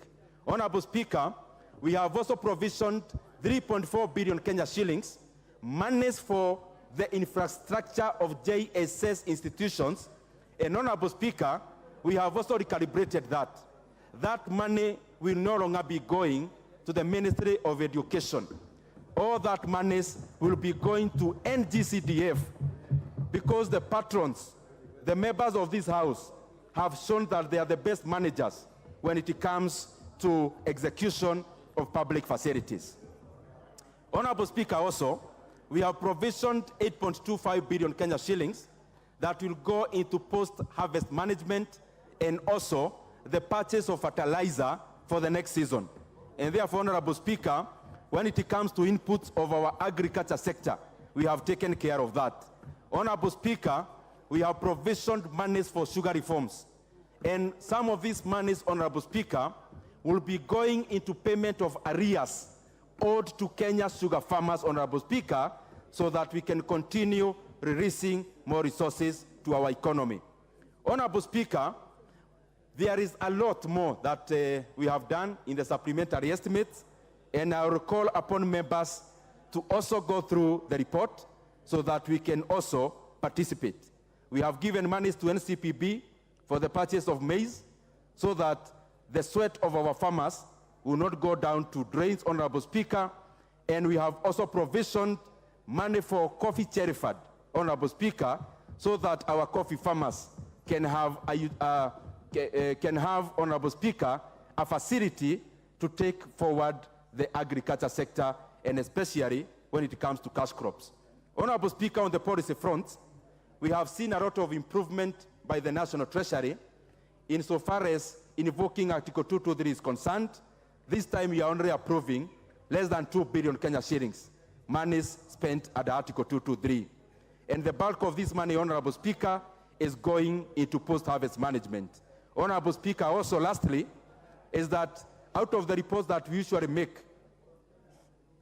in this House, Honorable Speaker, the National Treasury or the Executive has now come up with a pending bills commission, Honorable Speaker, which will go a long way into addressing those pending bills that have really hampered the growth of our SMEs, Honorable Speaker, majority of whom are owed these monies. Honorable Speaker, with those many remarks, I want to really thank all the members of this House. It's been a source of knowledge to us as the Budget Committee.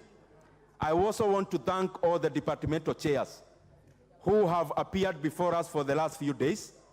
And something we also do as the Budget and Appropriations Committee, Honorable Speaker, is that we also ride on the knowledge and the wisdom of the departmental chairs.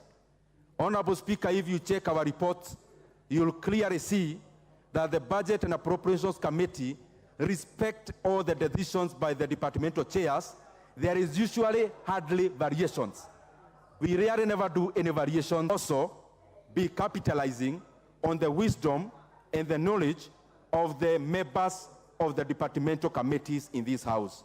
With those many remarks, Honorable Speaker, I beg to move and request the very able Vice Chair of the Budget and Appropriations Committee, the Honorable Mary Emase, to second.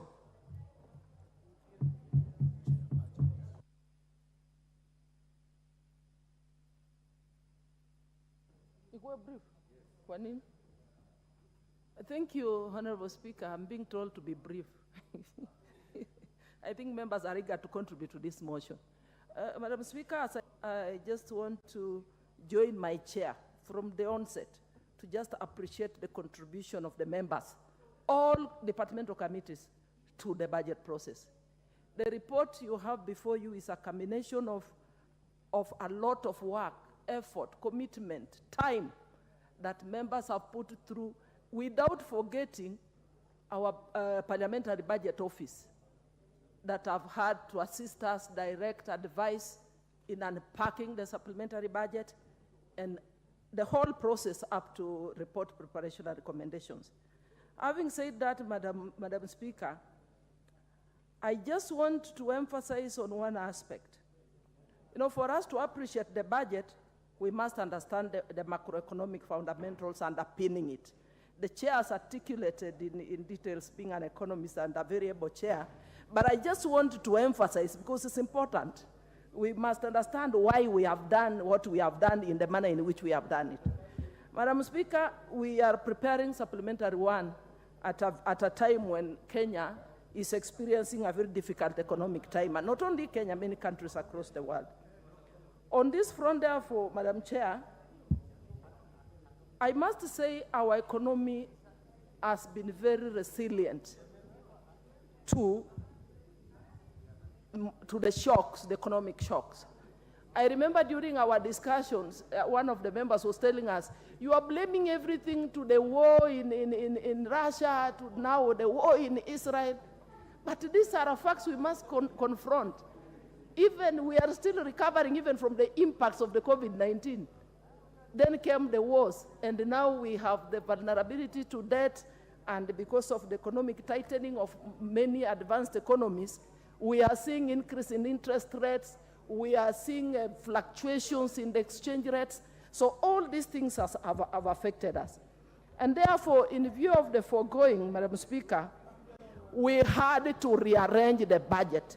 We have to rearrange the budget in a manner that addresses or mitigates the impacts of these challenges in the economy. Therefore, just a case in point, we must do this so that we can be able to cushion Kenyans, cushion the nation from more or severe, impacts of the same, and alleviate Kenyans from suffering. Therefore, just a case in point, I want to speak to the aspect of debt. We know that Kenya borrowed the Eurobond sometime in 2014. But to date, that has attracted 70 billion. And right now we are having our foreign debt at 448.7 billion, and domestic debt is at 415, and we are about to borrow more. So what am I saying? At this point, when we're preparing this budget, we have to prepare it in a manner that we are addressing consolidation measures so that we are able to reduce the deficit and also reduce accumulation of debt. And how do we do that? We must rearrange our budget. We have our needs and wants. But at this point, this is a time when we have to ask ourselves, what can wait? What can't wait? And what can we do away with altogether? And that is where the austerity measures come in. So, I know even when we're looking at the budget, most of the departmental committees had wish lists, endless wish lists. But then we had to make a decision to make rearrangements, so that we can create what we call physical space, more leg room for us to be able to rearrange the money, take some of that money to help us pay our debt, and also allocate to other priority areas, emergent areas, like address issues to mitigate El Nino, the issue of climate change, and many others. So even if we have to borrow by rearranging, then we will end up borrowing less as opposed to borrowing more. So this rearrangement was necessary in the budget. Having said that, allow me to touch on a few areas. The sectors that are benefiting more from this rearrangement, one of them is agriculture. We know that agriculture sector has employed a number of reforms towards improving competitiveness of our exports, towards securing food security, so that in the long run we are able to bring down the cost of food and therefore the cost of living. And at the same time, we know that agricultural sector is the one that creates a lot of employment for this particular sector. So I just want to say that this sector has benefited more. We have 516 million going towards paying arrears to farmers. We have 550 million for food security diversification, among others. And also, as I approach conclusion, education sector is also one of the biggest beneficiaries. There is 1 billion to Nairobi schools. We know that Nairobi has the largest population, and some of the constituencies you will find they have 2 schools or 5 schools. So there's more money going towards supporting Nairobi schools to create more schools. We also have new funding going to the new model university funding to support education in our universities. And also there is allocations going to social protection. We will remember we registered our elderly persons, and now we have allocated 2.8 billion towards that end. And also there is more allocations, including to the Hustler Fund and many other. Thank you, Madam Speaker. I want to stop there. Thank you for the opportunity. Point of order on the seconding. Let me propose the question first, surely. Because what exactly are you? I think members are anxious about this. And I must say my claim to fame is that Honorable Emase was my very able senior accountant when I was at the judiciary. And I can see she hasn't lost her touch. Honorable members, I now propose the question that this House adopts the report of the Budget and Appropriations Committee on the first supplementary estimates for the financial year 2023 and 2024, laid on the table of this House on Wednesday, 15th November 2023, and pursuant to the provisions of Article 223 of the Constitution and Standing Order number 243. 1, approves an increment of the total recurrent expenditure of the financial year 2023-2024 by 90,717,383,717 in respect of the votes as contained in the first schedule. Obviously, my math is not that good. 2, approves a decrease of the total capital expenditure of the financial year 2023-2024 by Kenya shillings 24,515,810,722 in respect of the votes as contained in the first schedule. 3, approves an overall increase in the total budget of the financial year 2023-2024 by Kenya shillings 66,201,571,015 in respect of the votes contained in the first schedule. And 4, approves Kenya shillings 1,736,121,765 spent under Article 223 of the Constitution in respect of the votes outlined in the third schedule. And 5, resolves that the first schedule forms the basis for the introduction of the Supplementary Appropriation Bill number 3 of 2023, and 6, further makes the policy resolutions contained in the fourth schedule to the order paper.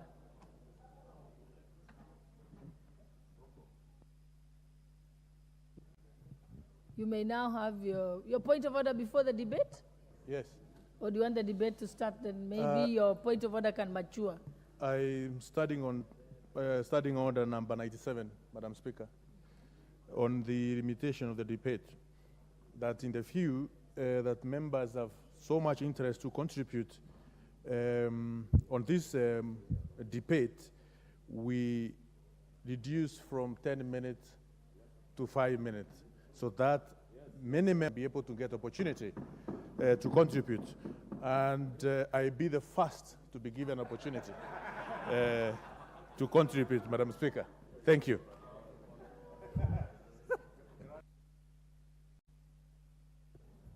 Honorable members, is the House in agreement that we limit debate? Will as many as of that opinion say aye?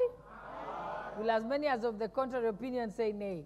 So the debate is limited to 5 minutes per member. Of course, with the exception of the Leader of Majority and Leader of Minority. Can Can we give him the privilege of going first? Since... Thank you, Honorable Speaker.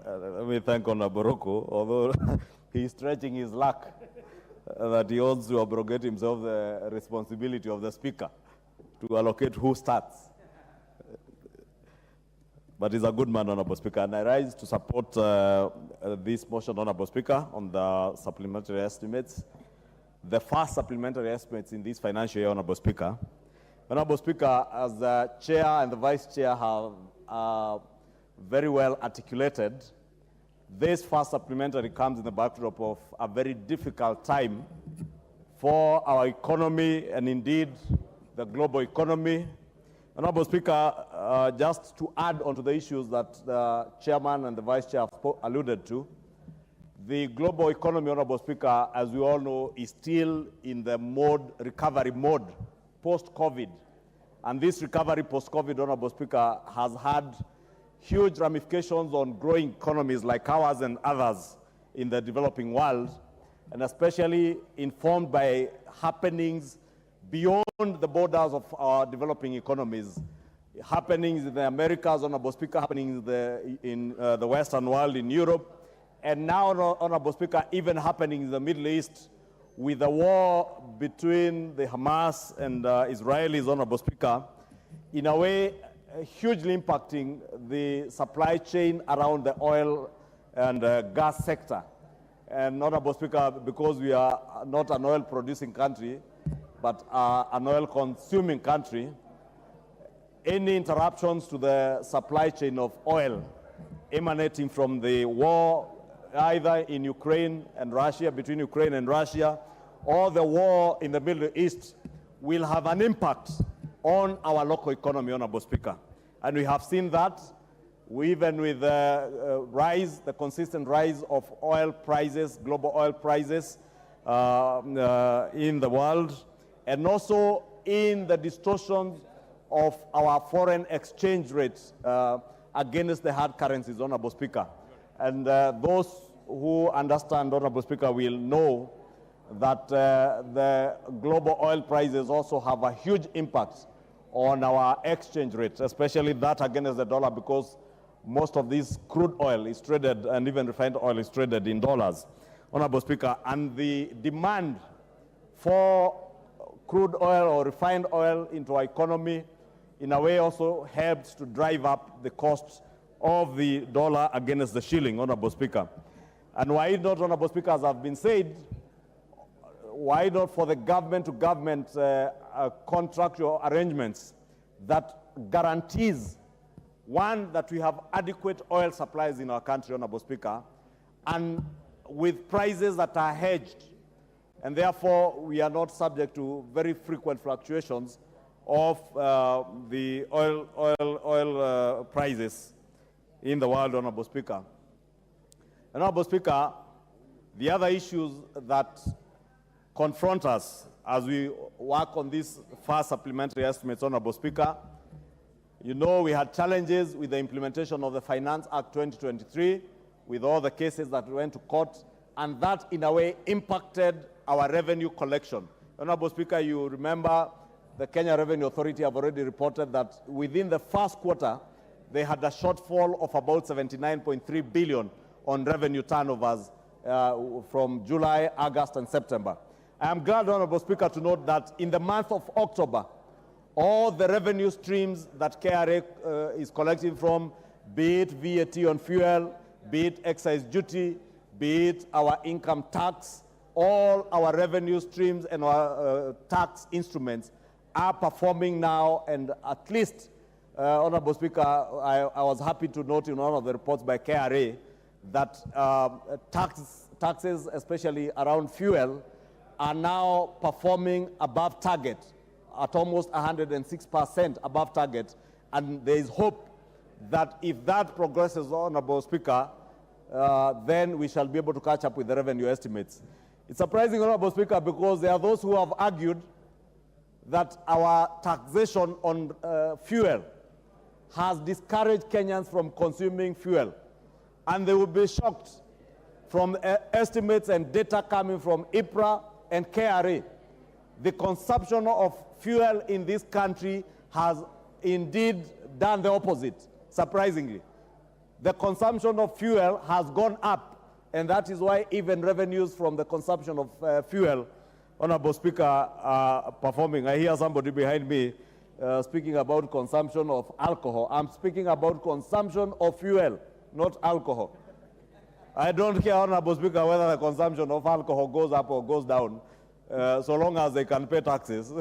But fuel in a big way, because those who have been listening to those critics of this administration, Honorable Speaker, those are some of the things they have been saying, that even the optimal revenue tax, the tax generation curve, we have reached the optimal level of the curve, that we can no longer generate more revenue from some of these taxes. And therefore, Honorable Speaker, I just want to speak to those critics of this administration and tell them we are yet to get there. We indeed, VAT on fuel is the first evidence that indeed that is an area where we were yet to exploit our opportunities to broaden our tax base, Honorable Speaker.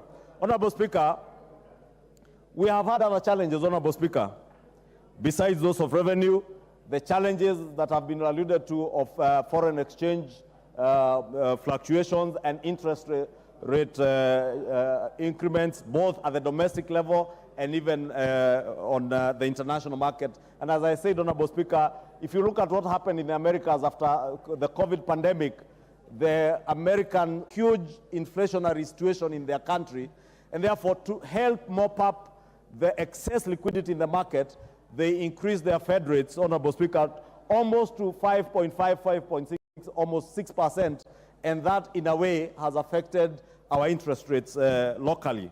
Honorable Speaker, besides what the chair of the Budget Committee alluded to, that we've also had to increase our local interest rates to be able to attract investments into our country, especially from funds that come to invest in our country, Honorable Speaker, in government securities. And with that, Honorable Speaker, that has meant that our cost of financing or cost of servicing our debt has also gone up as interest rates go up. Honorable Speaker, members will note from these supplementary estimates, close to 145 billion shillings is expenditure that is going to service our debt. And Honorable Speaker, if you can protect me from these people making noise behind me, Honorable Speaker. Honorable members, order, Senior Counsel. Honorable Speaker, I was saying, proceed. Honorable Speaker, I was saying 145 billion shillings going to service debt. And again, Honorable Speaker, those who are pontificating about how good they are in fighting for Kenyans on the cost of living are never honest enough to tell Kenyans that the huge burden of public debt that we are now having to pay an extra 145 billion shillings for was occasioned by bad macroeconomic policies under a regime that they served in and that they supported, Honorable Speaker. And we must be honest, Honorable Speaker. And I say this with all due respect to my colleagues, even those of us, those that I am engaging with in the National Dialogue Committee. Because, Honorable Speaker, I have seen them pontificate on the cost of living, demand that we must now implement policies that we as a KWANZA administration never went out to Kenyans to campaign on. Because we campaigned on the backdrop, Honorable Speaker, of workable macroeconomic policies that will ensure that this country is on a trajectory of economic recovery, anchored on sustainable macroeconomic policies, not short-term, populist, politically expedient policies of subsidizing consumption, Honorable Speaker. In these supplementary estimates, Honorable Speaker, the chair of the Energy Committee and the chair of Budget will tell you we are having now to pay 4 billion shillings for subsidizing fuel, not bills incurred by this administration, but fuel subsidy bills incurred by the previous administration, Honorable Speaker. And when we told them that the policies of subsidizing consumption that they were pursuing were not helping this country, Honorable Speaker, they would not listen to us. I say this, Honorable Speaker, because I sit at a place where I have seen people now begin to use the question of the cost of living to play populist politics. I must thank the Budget and Appropriations Committee and members of this House who have stood to do what is right for the country and for posterity, rather than doing what is populist, because it's very easy, Honorable Speaker, as I said during the State of the Nation address debate, for His Excellency the President to wake up today and announce very populist policies, subsidize unga. Whereas unga now, Honorable Speaker, I was in from a friend of mine called Ouma in Umoja, sending me screenshots of a supermarket in Umoja where they are now buying pembe at 157, some of the most expensive brands of unga. Therefore, if those who purport to have gone to the streets on account of the cost of living, and they use the sufuria and unga as the excuse, Honorable Speaker, today, when unga was at 210, they were in the streets. Today, you want to threaten us that you can go back to the streets on account of unga at 157 for the most expensive brands. There are brands that are going for even 140 shillings. We must drop this pretense, Honorable Speaker. We must speak to the issues. I have seen others attempt to excite and incite university students on account of funding, the new funding model, Honorable Speaker. And it's unfortunate, Honorable Speaker, that even very senior leaders in this country, Honorable Speaker, speak to issues that they have absolutely no information on. They have not sought to understand what is this housing agenda, Honorable Speaker. They have not sought to understand what is this new funding model of our universities, Honorable Speaker. Today, we have 15 billion shillings here, 14 actually, Honorable Speaker, 10.3 million shillings going to the university's funding model to help to the Higher Education Loans Board. Yet you see political leaders attempting to incite our university students over help. Shame on them, Honorable Speaker. The Budget and Appropriations Committee and the National Treasury have 10.3 billion shillings to go to the Higher Education Loans Board. Shame on to them, Honorable Speaker. 3.6 billion is going to university scholarships under the new funding model. Our school capitation, Honorable Speaker, the junior secondary school, another 6.5 billion.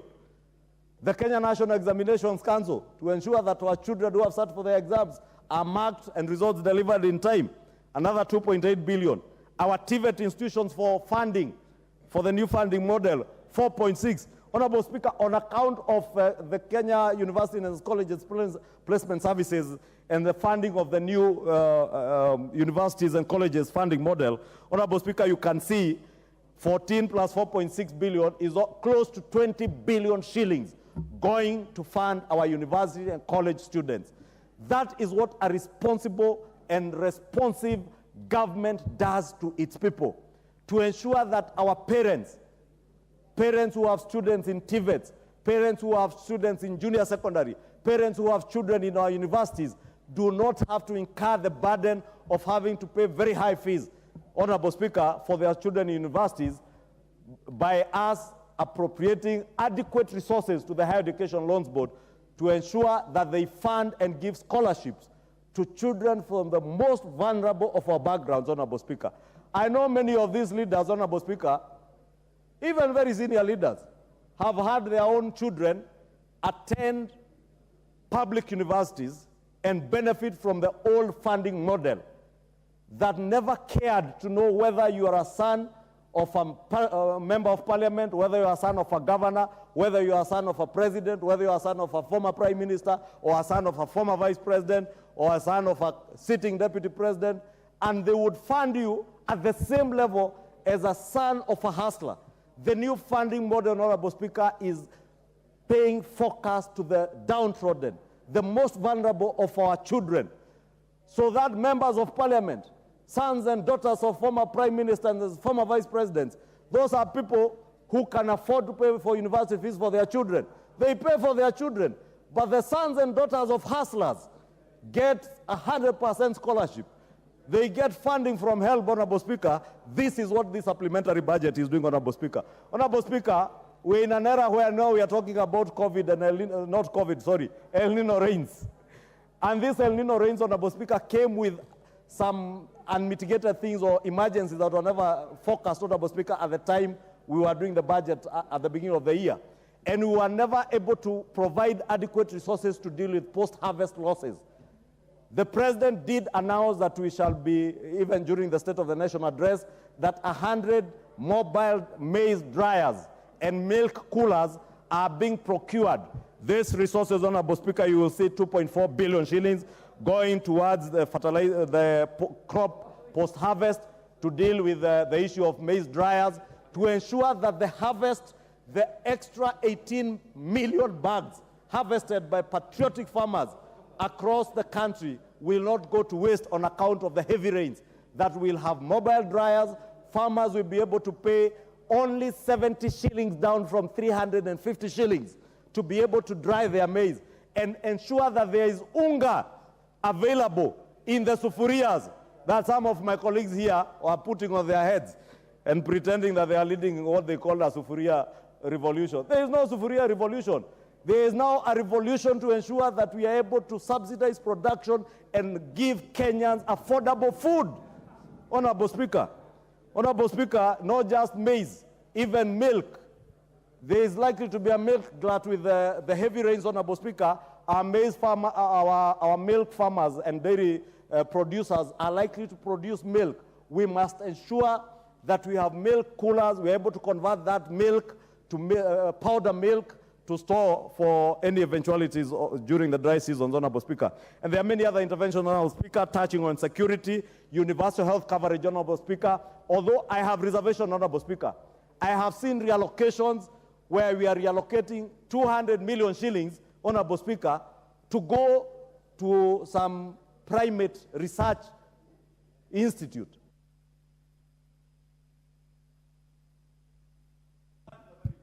One minute. Honorable Speaker, I was saying, how do we allocate 200 million shillings to research about monkeys? Because this primate research, Honorable Speaker, is not researching on universal health coverage for human beings. How do you remove 200 million shillings from universal health coverage to go and research about monkeys? I know there's a cabinet secretary who told us they would relocate monkeys from some forest to another forest, Honorable Speaker. I don't know what research is this that we want to fund with 200 million shillings.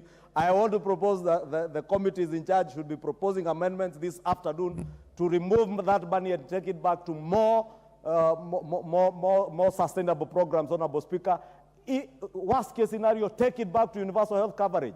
How do we start taking care of monkeys at the expense of human beings, Honorable Speaker? Surely. Honorable Speaker, with that, I beg to support, and I want to call to shame those who want to use the cost of living as an excuse to incite Kenyans. We have sustainable macroeconomic policies that will deal decisively with the question of the cost of living to Kenyans. Let us not play politics with it. Let us not use the global economic challenges that we have around the world to try and incite the Kenyan people. They have a government that is responsive, a government that thinks about them, cares about them, and is dealing with their issues in a more sustainable manner other than the politically expedient avenues that we saw in the past, Honorable Speaker. With that, I beg to support.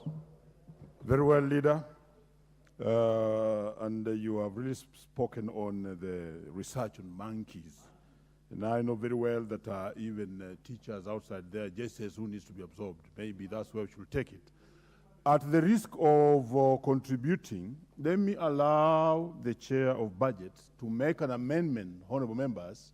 This will actually assist us and you to discuss the entire report as one piece.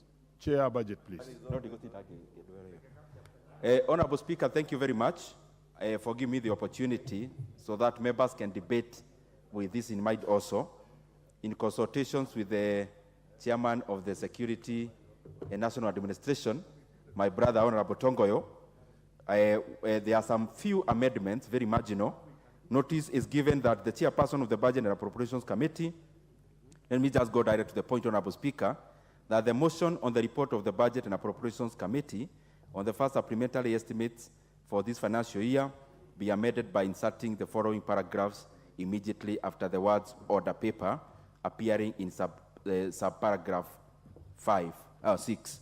A, subject to, that is Roman 1, deletion of the figure, Kenya shillings, 1,409,700,000 in column 10 of the first schedule of the report, that is gross capital estimates, in vote 1017 under the program 0704,000, that is State House Affairs, appearing on page 1 of 9 of the schedule, and substituting therefore the figure 1,309,700,000.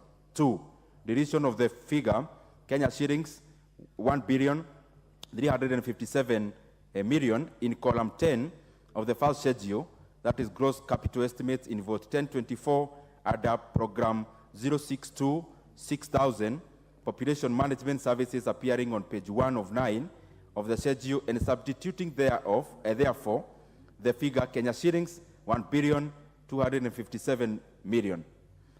3, deletion of the figure Kenya shillings 7,213,220,000 in column 10 of the first schedule, that is gross capital estimates, in vote 1026 under program 0629,000, general administration and support services, appearing in page 1 of 9 of the schedule, and substituting therefore Kenya shillings figure Kenya shillings 7,714,220,000.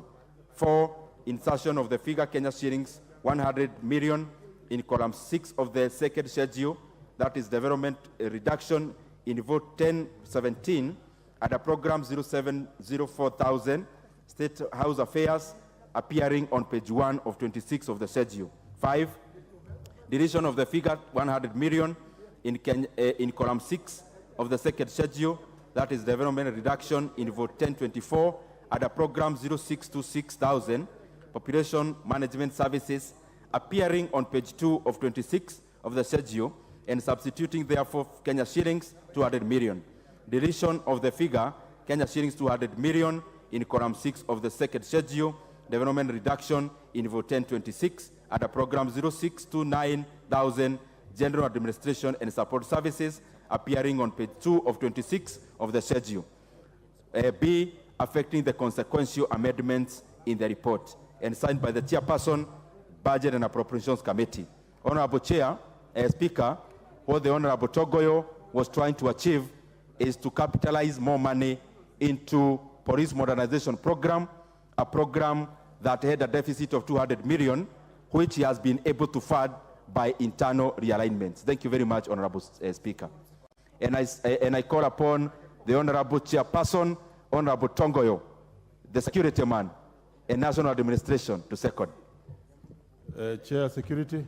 Thank you so much, Chair, Speaker. And please inform the House what it's all about, because we want to absorb it to the mainstream. I want to actually clarify in simple terms what the whole amendment is and what he intends to achieve. But first, I want to thank the Chair, Budget and Appropriation Committee, and of course the entire Budget Committee for seeing it fit to bring this amendment. Speaker, it's true the Chair had mentioned that we know the situation we are in as a country, especially on matter security. His Excellency the President had always been talking about bringing modernization and the revolution